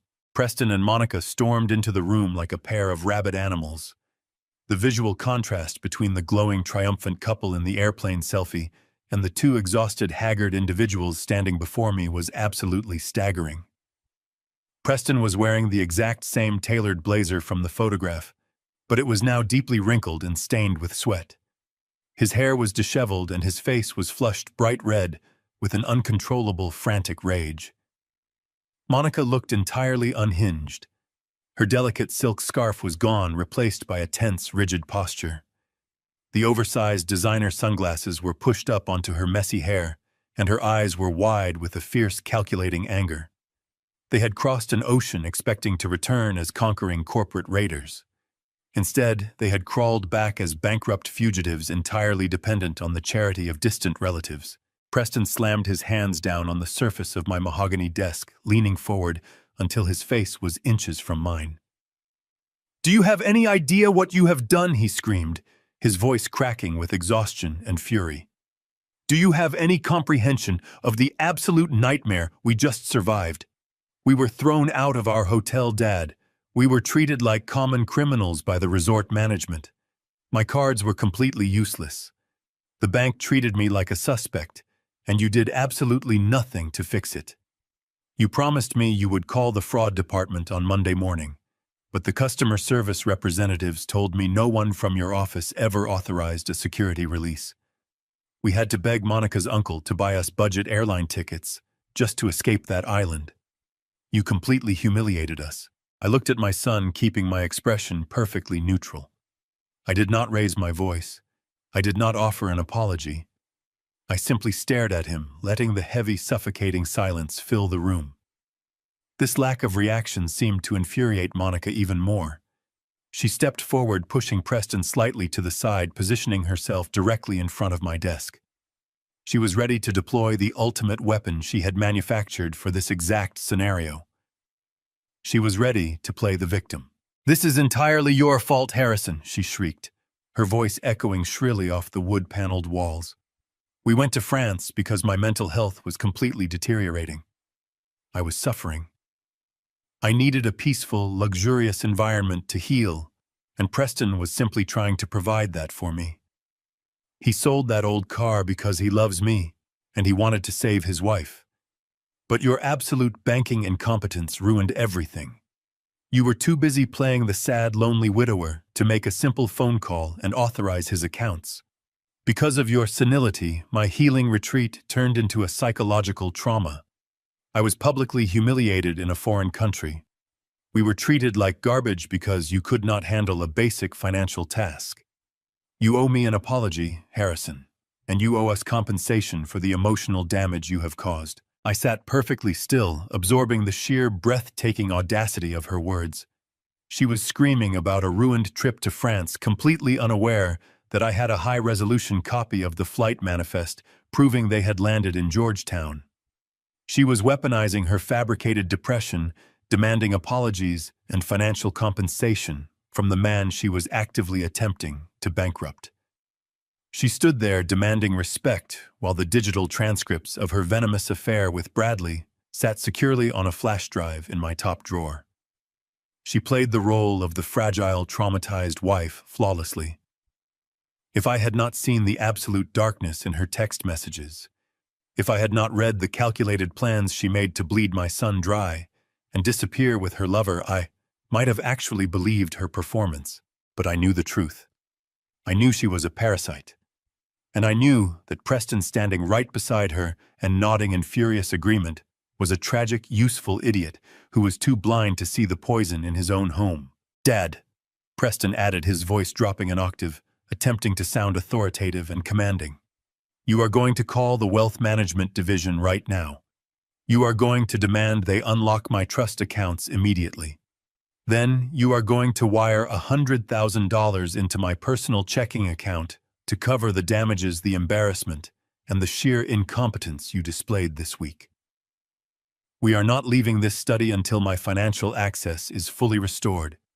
If you refuse, I will drag this family through a massive legal battle that will absolutely destroy whatever reputation you have left in this city. You are losing your mind, Dad, and I will not let your mental decline ruin my future." I looked at my son. I looked at the dark circles under his eyes, the sweat on his brow, and the desperate, greedy entitlement radiating from his posture. He was trying to bully me. He was trying to use the threat of public embarrassment to force my hand, entirely oblivious to the fact that his hand was already empty. I placed my hands flat on the desk, feeling completely resolute. The time for playing these foolish games was officially over. I was ready. Now, I pushed my chair back and stood up from the mahogany desk. I did not raise my voice, nor did I meet Preston's furious glare. Instead, I simply gestured toward the heavy double doors of the study. "If you wish to discuss financial compensation and the immediate restoration of your trust accounts," I said evenly, "we will not do it standing in the dark like arguing children. We will do it in the formal living room. Follow me." Preston offered a smug, victorious smirk to Monica, convinced that his aggressive ultimatum had successfully broken my resolve. Monica adjusted her posture, lifting her chin with haughty arrogance. They turned and marched out of the study. I followed a few paces behind them, maintaining a slow, measured cadence. They reached the threshold of the grand living room, stepping into the cavernous, unlit space. Before Preston could demand I turn on a lamp, a sudden blinding illumination flooded the room. The massive crystal chandelier suspended above the adjacent dining table snapped on, casting a harsh, unforgiving light over the scene. Preston and Monica froze in their tracks. The room was not empty. Sitting around the long, polished expanse of the dining table was a carefully assembled tribunal of their absolute destruction. At the far end of the table sat Rachel Thorne, her posture impeccably straight, a thick leather briefcase resting open before her. She wore a tailored charcoal suit and a chilling, predatory expression. To her right sat Victor Rollins, his massive arms crossed tightly over his chest, his eyes locked onto Preston, with a look of pure, unadulterated disgust. Next to Victor sat a man they did not recognize. He was dressed in a sharp, unremarkable dark suit, projecting the quiet, dangerous authority of a federal agent. But it was the man sitting at the opposite end of the table that drained every single drop of color from Monica's face. Bradley. My traitorous vice president of operations was slumped in a high-backed chair, looking entirely defeated. He was sweating profusely, his tie loosened and his hands trembling violently as they rested on the polished wood. He did not look like a conquering corporate titan. He looked like a man who had just stared into the abyss and realized he was falling. Monica let out a soft, choked gasp, her hand flying up to cover her mouth. Her eyes darted wildly between me and Bradley, the devastating reality of the situation finally beginning to pierce her thick armor of delusion. Preston, however, was too blinded by his own towering ego to immediately grasp the severity of the ambush. He puffed out his chest, stepping squarely into the light, trying desperately to project dominance. "What the hell is this?" he demanded, his voice echoing loudly in the silent room. "Is this some kind of sick joke, Dad? Why is Victor here? And Bradley, what are you doing sitting at my dining table when you are supposed to be managing the regional merger accounts?" Preston glared at me, his fists clenching at his sides. "I told you I wanted my funds unlocked, not a dramatic family intervention. I am not playing these games with you anymore." I walked past them, my footsteps completely silent against the Persian rug, and took my place at the head of the table. I did not yell. I did not match his frantic energy. I simply raised my right hand and pointed directly to a heavy wooden chair positioned opposite my own. "Sit down, Preston," I commanded, my voice carrying the absolute uncompromising weight of a judge issuing a final verdict. "You are about to find out exactly how much a trip to Paris really costs." Preston hesitated, glancing nervously at the federal agent, but the sheer gravity in the room forced him to comply. He slowly pulled out the chair and sat down, his previous bravado evaporating into thin air. Monica remained standing for a moment, her entire body shaking, before she collapsed into the seat beside him. "Allow me to introduce our guests." I began, keeping my tone perfectly conversational. "You already know Rachel, my primary corporate counsel, and you clearly remember Victor. The gentleman sitting to your left is Special Agent Miller from the Federal Bureau of Investigation operating within the Financial Crimes Division." I paused, letting the word federal hang heavily in the silent room. "Agent Miller has been taking a very keen interest in the sudden, highly irregular movement of international funds involving the Vanguard acquisition." Preston swallowed hard, his eyes darting toward Bradley. "What does Vanguard have to do with this?" he stammered. "I just want my trust funds unlocked." I turned my gaze toward my former vice president. "Bradley," I said softly, "why do you not explain to my son exactly what happened to the Vanguard acquisition?" Bradley flinched, refusing to make eye contact with anyone at the table. His voice was a pathetic, broken whisper. "The acquisition is dead, Preston. It is entirely gone." "What are you talking about?" Preston snapped, leaning forward. "You were supposed to finalize the earnest money deposit on Thursday. We had the offshore shell company established. We had the capital ready to wire." "You had stolen capital?" Rachel Thorne corrected him, her voice slicing through the room like a scalpel. "Capital obtained from the fraudulent sale of a classic automobile that did not belong to you. Funds that were immediately flagged by the state, impounded by the federal banking authorities, and permanently frozen before they could ever reach your phantom holding company." Preston looked wildly at Victor. "You told me the transfer was just delayed," he accused. "You told me it was a security hold." "I told you the federal government impounded the funds," Victor replied coldly. "And I told you the local police impounded the vehicle. You tried to sell a stolen asset across international borders to fund a corporate coup. You really thought you were smarter than everyone else in the room." I leaned forward, clasping my hands together. "You see, Preston, you and Bradley thought you had engineered a flawless corporate sabotage.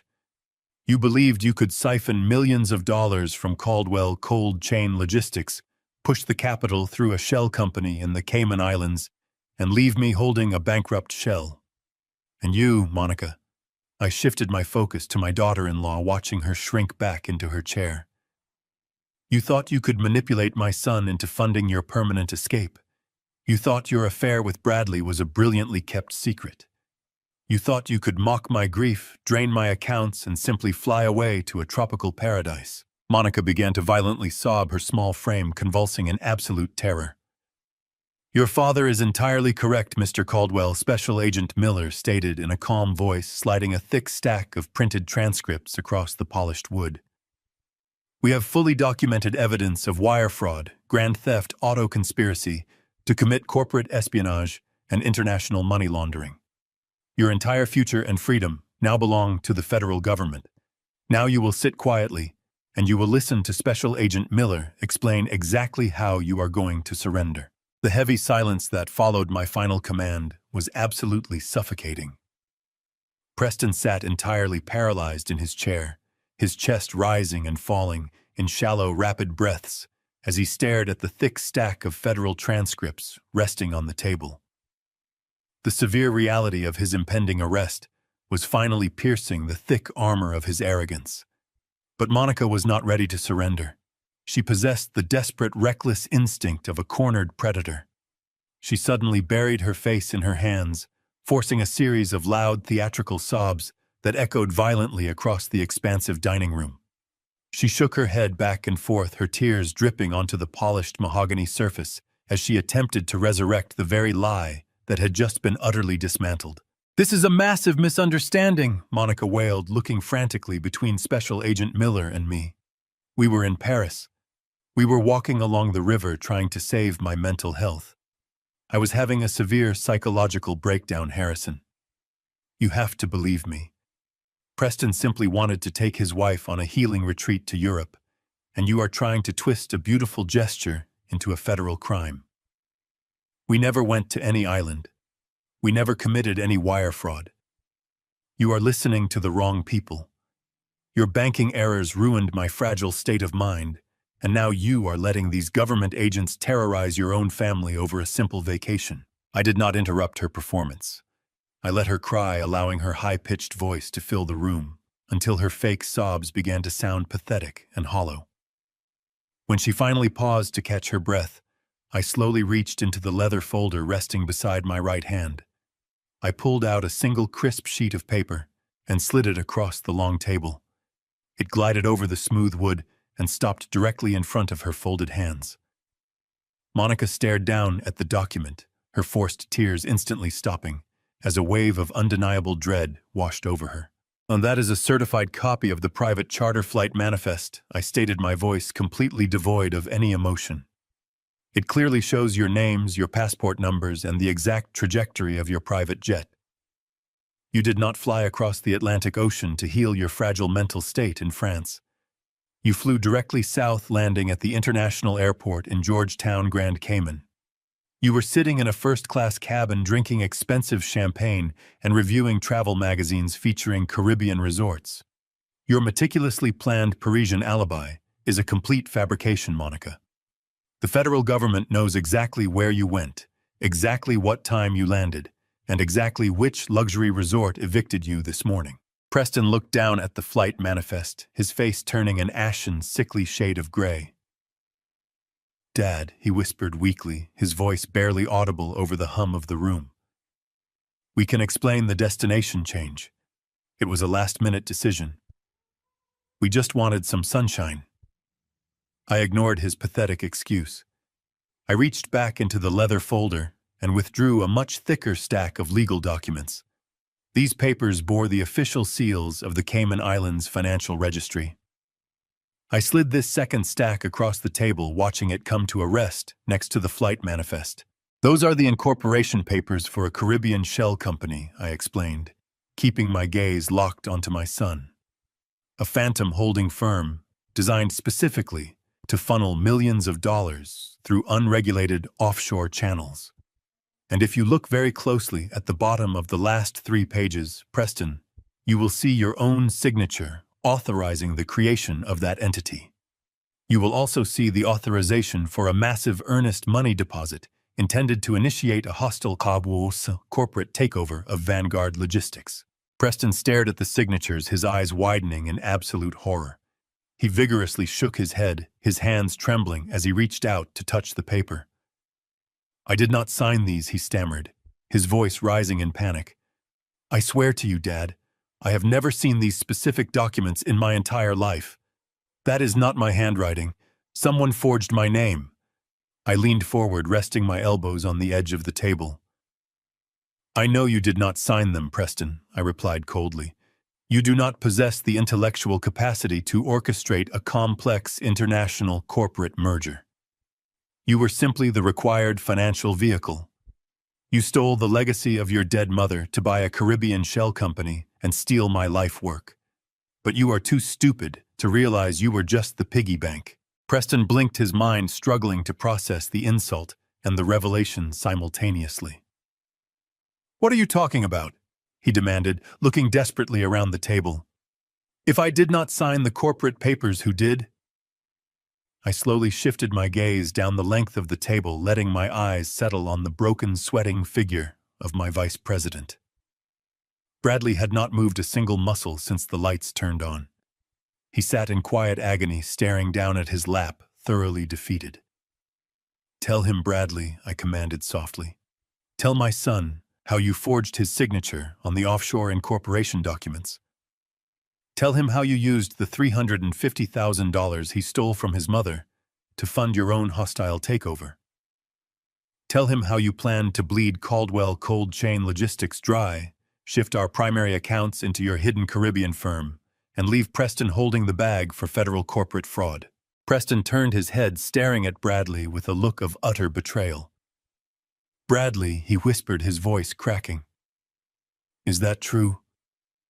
Did you set me up to take the fall for the Vanguard buyout?" Bradley slowly raised his head. He looked at Preston, then he looked at Monica before finally meeting my eyes.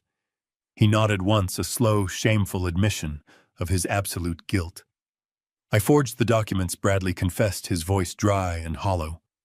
"I needed the earnest money to secure the offshore accounts, but I could not use my own name without triggering an internal audit. I needed a wealthy, gullible patsy. I needed someone with a high enough corporate clearance to bypass the initial security checks, but foolish enough to believe they were actually in charge." Preston looked like he had just been physically struck. He slumped back in his chair, the reality of his monumental failure crashing down upon his shoulders. He had betrayed his father, stolen from the estate of his mother, and risked his entire future, all to be manipulated by a man he thought was his partner. He was nothing but a pawn in a much darker game of corporate treason. But the humiliation was not yet complete. I turned my absolute attention back to Monica. She was now sitting rigidly in her chair. "You thought you could manipulate my son into funding your permanent escape," I stated. "You actively orchestrated the timeline to align perfectly with the sabotage." Preston stared at his wife with wide eyes. "Because Bradley is never just an accomplice, he is your lover." The words hung in the air, sharp and inescapable. Preston physically recoiled, his eyes darting frantically between my face and the woman sitting beside him. He shook his head in violent, jerky motions, letting out a breathless, broken laugh that sounded more like a wheeze. "That is insane," Preston stammered, his voice climbing an octave. "That is absolutely ridiculous. Monica loves me. She would never do something like that. You are just trying to turn me against her because you hate that I finally took control of my own life." Monica seized the momentary sliver of doubt, leaning heavily against Preston and gripping his forearm with white-knuckled intensity. She forced another stream of theatrical tears, burying her face against his shoulder. "Do not listen to him, Preston," she wept, her voice muffled against his jacket. "He is trying to destroy our marriage to punish you. He is a sick, paranoid old man making up vile lies to manipulate you. Bradley and I only spoke about corporate matters because I was trying to help you succeed." I did not raise my voice to argue. "Arguing is what you do when your position is weak and your evidence is lacking." I simply reached into the inner pocket of my tailored suit jacket and slowly withdrew the small metallic flash drive. The very same drive my beautiful, brilliant Diana had taped to the underside of my desk drawer before she passed. I held it up between my thumb and forefinger, letting the harsh light of the crystal chandelier catch its silver casing. "My wife was a woman of extraordinary perception," I said, my voice carrying a quiet, resonant authority that commanded absolute silence. Diana saw through your cheap synthetic charm the very first day Preston brought you to our home, Monica. She knew you were a parasite searching for a host, but she also knew that a mother simply telling her son that his wife is a toxic manipulator is a battle a mother rarely wins. She knew Preston would blindly defend you, so she decided to gather the necessary ammunition to protect this family. Even while her body was failing her, her mind remained as sharp as a razor. I turned away from the table and walked slowly toward the massive 80-inch flat-screen television mounted on the far wall of the living room. The silence behind me was absolute. I could feel their eyes tracking my every movement. I reached behind the sleek display panel and inserted the flash drive into the primary digital port. I picked up the remote control resting on the polished credenza, turned to face the room, and pressed the input button.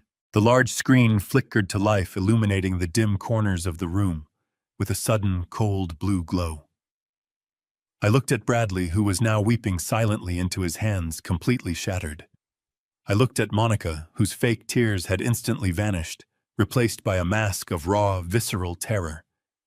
And finally, I looked at my son, who was staring at the blank screen with the terrified anticipation of a man standing on the tracks, listening to the roar of an approaching train. Diana hired a private firm to install hidden surveillance inside your home 6 months ago, I stated flatly. She placed a camera directly inside your own living room, Preston. She wanted to know exactly what was happening under your roof while you were busy playing the oblivious, aspiring corporate titan. I pressed the play button on the remote control. The screen immediately rendered a high-definition, wide-angle view of Preston and Monica's lavishly decorated living room. The digital timestamp glowing in the bottom right corner indicated a Tuesday afternoon exactly 6 months prior. The room on the screen was quiet for a brief moment. Then the front door opened, and Monica walked into the frame, followed immediately by Bradley. Preston let out a soft, confused gasp as he watched his own living room on the screen. He watched his wife drop her designer handbag onto the sofa and turn to face the vice president of my company. There was no hesitation between them, no professional distance. Bradley immediately stepped forward, wrapping his arms around Monica's waist and pulling her into a deeply passionate, lingering kiss. It was not a brief lapse in judgment. It was the comfortable, routine intimacy of a long-standing, deeply entrenched affair. Preston stopped breathing.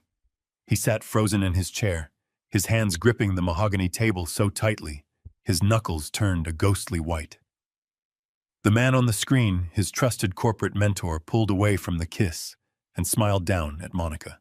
He actually bought the offshore expansion pitch, Bradley said on the recording, his voice echoing clearly through the surround sound speakers of my living room.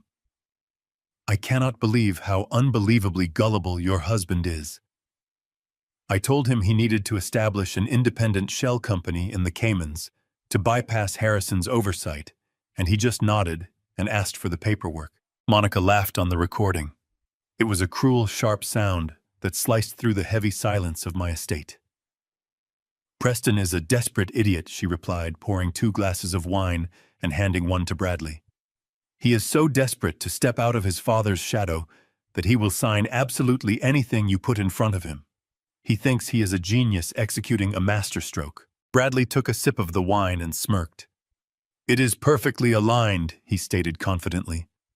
I have the Vanguard acquisition funds staged. Once Preston funnels his portion of the capital into the holding firm, I will execute the digital transfer, wipe the ledger clean, and leave him holding the bag. The federal authorities will find his signature on every single document. By the time Harrison realizes his entire logistics empire has been gutted, you and I will be sitting on a private beach, and Preston will be looking at a 20-year federal prison sentence. Monica wrapped her arms around Bradley's neck, resting her head against his chest. I cannot wait to be done with him, she whispered lovingly on the recording. Just make sure the money clears before we disappear. I do not want to spend another miserable day pretending to care about this pathetic family. I pressed the pause button, freezing the image of Monica and Bradley in a loving embrace on the massive screen. The digital silence crashed back into the living room, heavier and more suffocating than before. I did not say a word. I simply looked at my son. Preston was completely destroyed. The physical transformation was immediate and absolute. The arrogant, demanding corporate raider who had stormed into my house demanding apologies and financial compensation was entirely gone. His chest was heaving with irregular, ragged breaths. A low, agonizing sound clawed its way out of his throat, a sound of pure, unadulterated heartbreak and fundamental betrayal. He looked at the paused image on the screen, then slowly turned his head to look at Monica. She was staring at her lap, refusing to meet his eyes, her face pale and devoid of any defense. The words hung in the air, a lethal strike that severed the last thread of my son's sanity. Preston stared at the frozen image on the screen. His eyes tracked the intimate posture of his wife resting against his corporate mentor. A deep, guttural sound tore its way out of his throat. He did not yell or demand an explanation. The betrayal was absolute, the humiliation profound. In a fraction of a second, the shock contorted into blinding rage. Preston lunged forward across the dining table. He moved with sudden violent velocity, sending his chair crashing onto the polished floor. He threw his body weight over the mahogany surface, scattering the pristine stacks of federal transcripts. His hands clamped onto the lapels of Bradley's tailored suit. Before Bradley could defend himself, Preston yanked him forward and delivered a devastating blow directly to his face. The sound of bone colliding echoed with a sickening crack through the living room. Bradley let out a sharp cry of pain, his head snapping backward as he tumbled out of his chair and crashed onto the rug. Preston vaulted over the edge of the table, landing heavily on top of the vice president. His fists rained down in a flurry of blind, uncoordinated strikes. He screamed incoherently, his voice ragged and raw. Monica shrieked, scrambling away from the violence and pressing her back flat against the wall. She covered her face, terrified the rage would turn toward her. I simply watched the inevitable destruction of an alliance built on lies. The undercover federal operative moved with terrifying efficiency. He bypassed the table, reaching the chaotic scuffle on the floor in an instant. Miller did not issue verbal commands. He reached down, gripped the collar of Preston's blazer, and hauled him off Bradley with a single powerful motion. Preston flailed blindly, throwing a wild punch. Agent Miller effortlessly deflected the strike, stepped into his guard, and executed a flawless tactical sweep. Preston hit the floor hard, the breath rushing out of his lungs in a painful gasp. Miller pinned my son face down on the carpet, his knee firmly between Preston's shoulder blades, his right arm twisted sharply upward. "Stay exactly where you are," Miller commanded, his voice projecting absolute authority. "If you resist a federal officer again, I will add assaulting an agent to your charges. Breathe slowly and remain completely still." Preston stopped struggling. He lay pinned against the floor, tears of defeat streaming down his face and soaking into the rug. A few feet away, Bradley rolled onto his side, groaning miserably as he clutched his bleeding nose. His immaculate corporate veneer was entirely shattered, replaced by the pathetic reality of a broken thief. Victor Rollins stood up slowly, looking down at the two men with supreme disgust. He walked over and stood beside Miller, crossing his massive arms to ensure nobody attempted an escape. I turned my attention back to the table, adjusting my cuffs before nodding to my counsel. "Rachel," I said smoothly, "I believe it is time to formalize the consequences." Rachel Thorne stood up. She smoothed her suit, picked up a fresh document, and looked down at the pathetic scene. She spoke with an icy precision that offered absolutely no room for negotiation or mercy. "Bradley Davis and Monica Caldwell," Rachel began, her voice ringing clear in the quiet room. "You are both being taken into federal custody this evening. The Federal Bureau of Investigation has formally indicted you on multiple felony counts. These include international wire fraud conspiracy to commit corporate espionage and money laundering. We provided the prosecution with irrefutable digital evidence of unauthorized transfers, forged documents, and audio recordings explicitly detailing intent to defraud. You attempted to siphon millions from a federally regulated commercial entity. The holding company in the Cayman Islands has already been seized. Your personal bank accounts have been permanently frozen under the Racketeer-Influenced and Corrupt Organizations Act. Bradley let out a whimpering sob from the floor. He knew Rachel's words meant his life was officially over.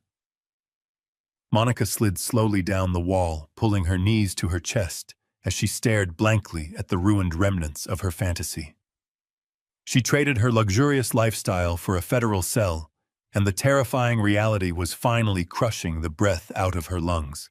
Rachel then shifted her cold, penetrating gaze down to my son, who was still pinned beneath the heavy, unyielding weight of Special Agent Miller on the Persian rug. Preston Caldwell, she continued, her sharp tone completely devoid of any lingering familial sympathy or forgiveness. While you were an unwitting pawn in their much larger corporate espionage scheme, your individual actions remain highly illegal and indefensible. The state of Illinois is officially charging you with grand theft auto and the fraudulent forgery of a legal vehicle title. Furthermore, the federal government is indicting you for conspiracy to commit international wire fraud stemming directly from your brazen attempt to transfer the illicit proceeds of that stolen vehicle into an unregulated offshore banking account. You willfully engaged in the intentional theft and liquidation of a highly valuable estate asset, and you will absolutely answer to those specific charges in a federal court of law. Special Agent Miller reached to his tactical belt and produced a heavy pair of steel handcuffs.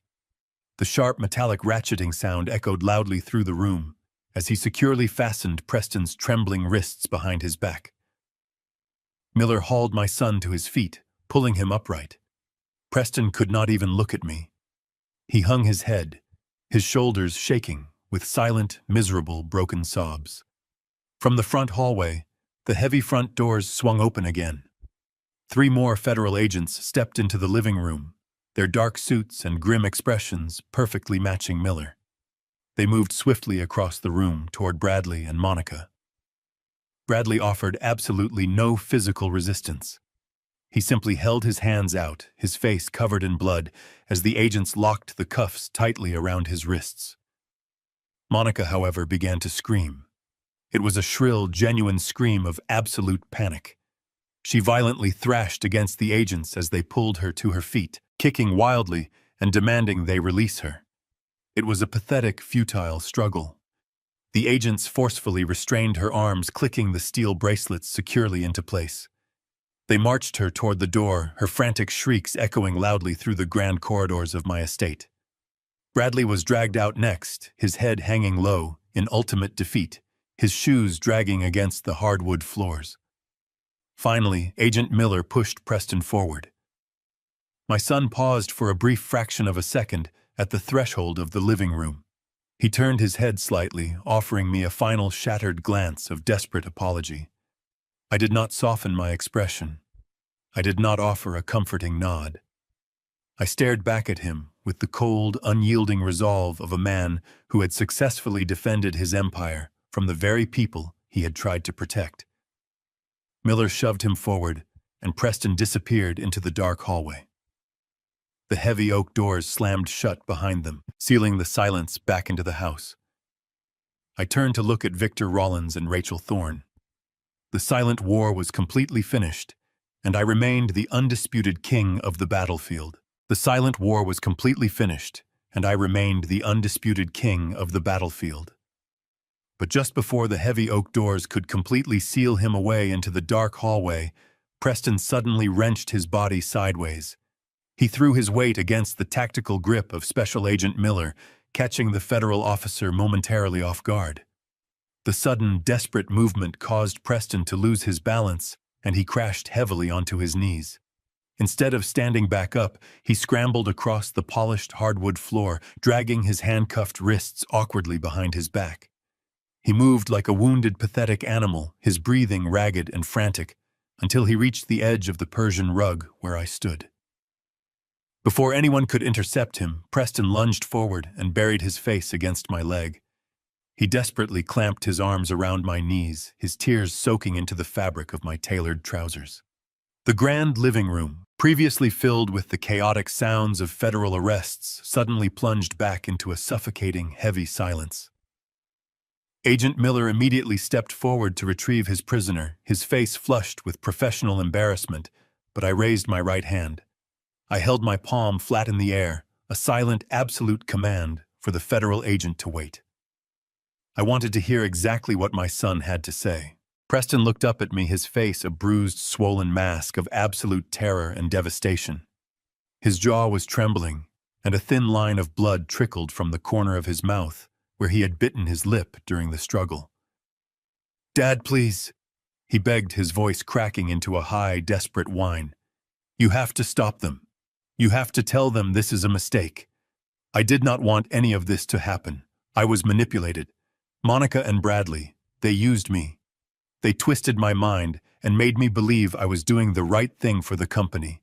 I never wanted to steal from you. I never wanted to hurt you or Mom. You know me, Dad. You raised me. I am your son. I am your blood. Please do not let them take me away to a federal prison. I will do anything you want. I will sign the trust accounts back over to you. I will divorce Monica tomorrow. Just make a phone call and tell them to drop the charges. Please, Dad, I am begging you. I am your blood." I stood perfectly still, looking down at the broken, weeping man clutching my legs. I did not feel a single ounce of paternal warmth. I did not feel the sudden, overwhelming urge to protect him, to shield him from the harsh consequences of the real world. The man sobbing at my feet was a complete stranger to me. I thought about the 38 years I had spent grooming him, educating him, and paving a golden road for his future. I thought about Diana and the endless reserves of love and patience she had poured into his upbringing. We had given him every conceivable advantage, every possible luxury, and every ounce of our devotion. And in return, he had treated his mother's death as a financial opportunity. He had treated my grief as a weakness to be exploited. He had sold out his own family for a fleeting taste of synthetic power and the approval of a venomous, manipulative wife. He was claiming he had been manipulated desperately, trying to shift the blame onto Bradley and Monica, completely refusing to accept accountability for his own greed. He was a coward right until the very bitter end. I did not offer him a hand. I did not offer him comfort. Instead, I slowly reached my right hand deep into the inner pocket of my suit jacket. My fingers closed around a cold, jagged piece of metal. I withdrew my hand and held the object up into the harsh, bright light of the crystal chandelier. It was a single silver key attached to a vintage leather fob bearing the classic emblem of a roaring Mustang. Preston stopped crying. His red, swollen eyes locked onto the dangling key, a look of profound, terrified confusion washing over his face. He recognized the key instantly. It belonged to the vintage Shelby GT500. It was the exact same key he had handed over to a fraudulent automotive broker just a few weeks prior. "You thought you could erase her memory to fund your pathetic corporate treason," I said, my voice dropping to a low glacial whisper that cut through the silence of the room. "You thought you could sell your mother's most prized possession, a vehicle that represented her vibrant, beautiful life, just to secure an offshore shell company. But you failed, Preston. You failed at business, you failed at marriage, and you failed at being a son. I tracked the fraudulent transaction the moment the funds hit your private account. I had my legal team contact the authorities, freeze the assets, and personally recover the vehicle from the impound lot, before the federal government even issued the grand jury indictments. Your mother's legacy is resting safely in my private garage. It is perfectly secure, exactly where it belongs."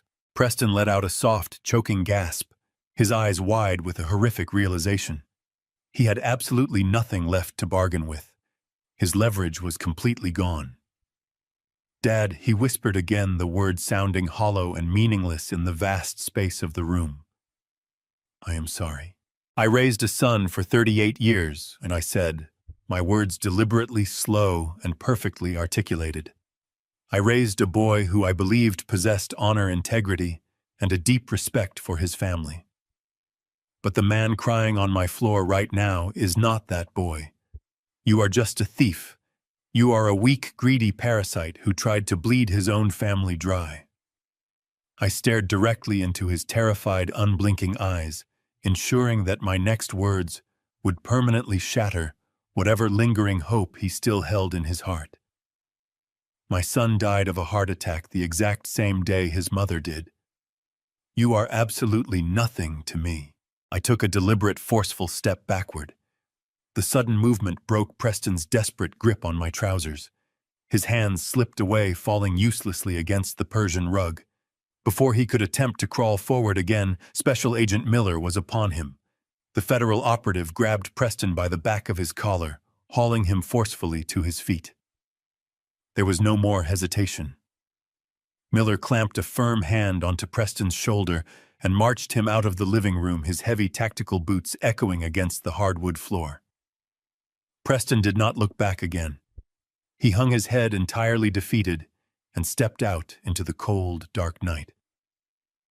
The heavy oak front doors closed with a resounding, definitive thud. The lock engaged, and the estate was finally quiet. I stood perfectly alone in the vast space surrounded by the remnants of a completely shattered family. I slipped the silver key back into my pocket. I turned my back to the heavy doors and walked slowly into the deep, absolute silence. 6 months have passed since that dark night in my study.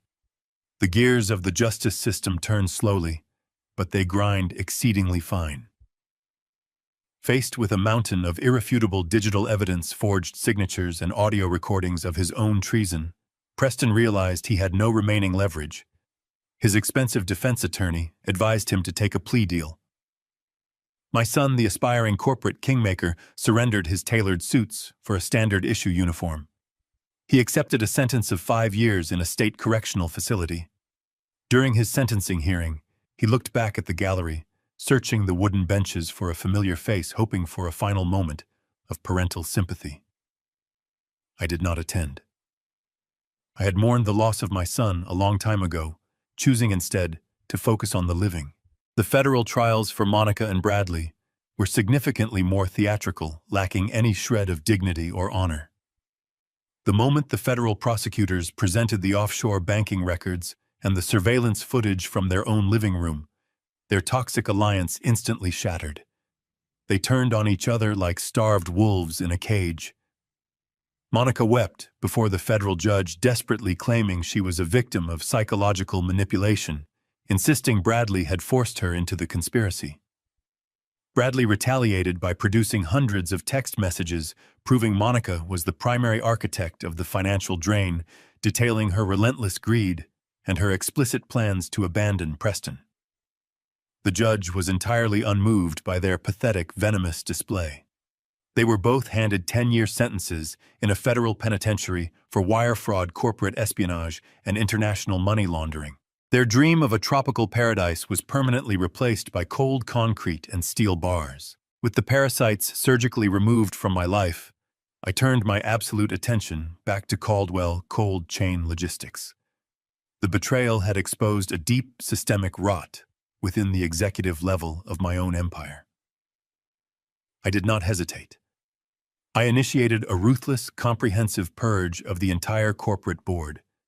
Every vice president, director, and senior manager who had enabled Bradley or who had simply looked the other way was immediately terminated. I cleared the top floor completely. To fill the massive leadership void, I did not hire outside executives with fancy degrees and hollow promises. Instead, I went down to the shipping floors. I promoted the loyal, hardworking warehouse managers, the shift supervisors, and the logistics coordinators who had dedicated decades of their lives to the actual labor that built my company. They knew the business better than any boardroom politician ever could. The transition brought a renewed, fiercely loyal energy to the enterprise. As for the $350,000 Preston had stolen from the estate of Diana, the federal authorities successfully recovered every cent from the frozen Cayman accounts. When the check cleared my bank, I knew exactly what my wife would want me to do with it. I did not absorb the funds back into my corporate holdings. Instead, I established the Diana Caldwell Cardiovascular Research Foundation, dedicating the entire sum to funding medical grants for the study and prevention of sudden heart failure. Her name would not be associated with a cheap, fraudulent Caribbean shell company. Her name would be associated with saving lives, extending her beautiful legacy far beyond her tragically short time on this earth. This evening, the sky above Chicago is a brilliant canvas of bruised purple and vibrant orange. The setting sun casts long golden shadows across the pristine concrete floor of my private garage. I walk slowly past the rows of quiet machinery until I reach the far corner. The 1967 Shelby GT500 sits perfectly still, its polished blue paint gleaming flawlessly in the fading light. I pull the silver key from my pocket, open the heavy driver's side door, and slide into the vintage leather seat. The cabin smells of old oil-rich leather and the faint lingering memory of Diana herself. I reach out, running my hand gently over the smooth wooden rim of the steering wheel. She had lovingly restored every single inch of this magnificent machine, with her own bare hands pouring her soul into the restoration project. I insert the key into the ignition and turn it. The massive V8 engine roars to life, a deep, powerful, mechanical thunder that warmly shakes the very foundation of the garage. It is a perfect machine, built by a truly perfect woman. I shift the heavy manual transmission confidently into gear, pull out of the driveway, and drive forward into the glowing horizon, knowing my beautiful wife is smiling down upon me finally and entirely at peace with my life and my protected legacy. I know she would be proud of the choices I made to defend her memory. Greed is a venom that blinds you to the hands that feed you. When you view family as nothing more than a resource to be exploited, you forfeit your right to their loyalty, their protection, and their love. True legacy is never built on what you can inherit or steal. It is built on integrity, hard work, and the respect you show to those who paved the way. Never mistake an old man's silence for ignorance, and never underestimate a parent's willingness to burn their own empire to the ground just to ensure the rats do not get the feast. Have you ever discovered a devastating secret that completely shattered your view of someone you loved? How did you handle the ultimate betrayal? Share your story in the comments below. Do not forget to like this video, subscribe to the channel, and hit the bell for more relentless life stories.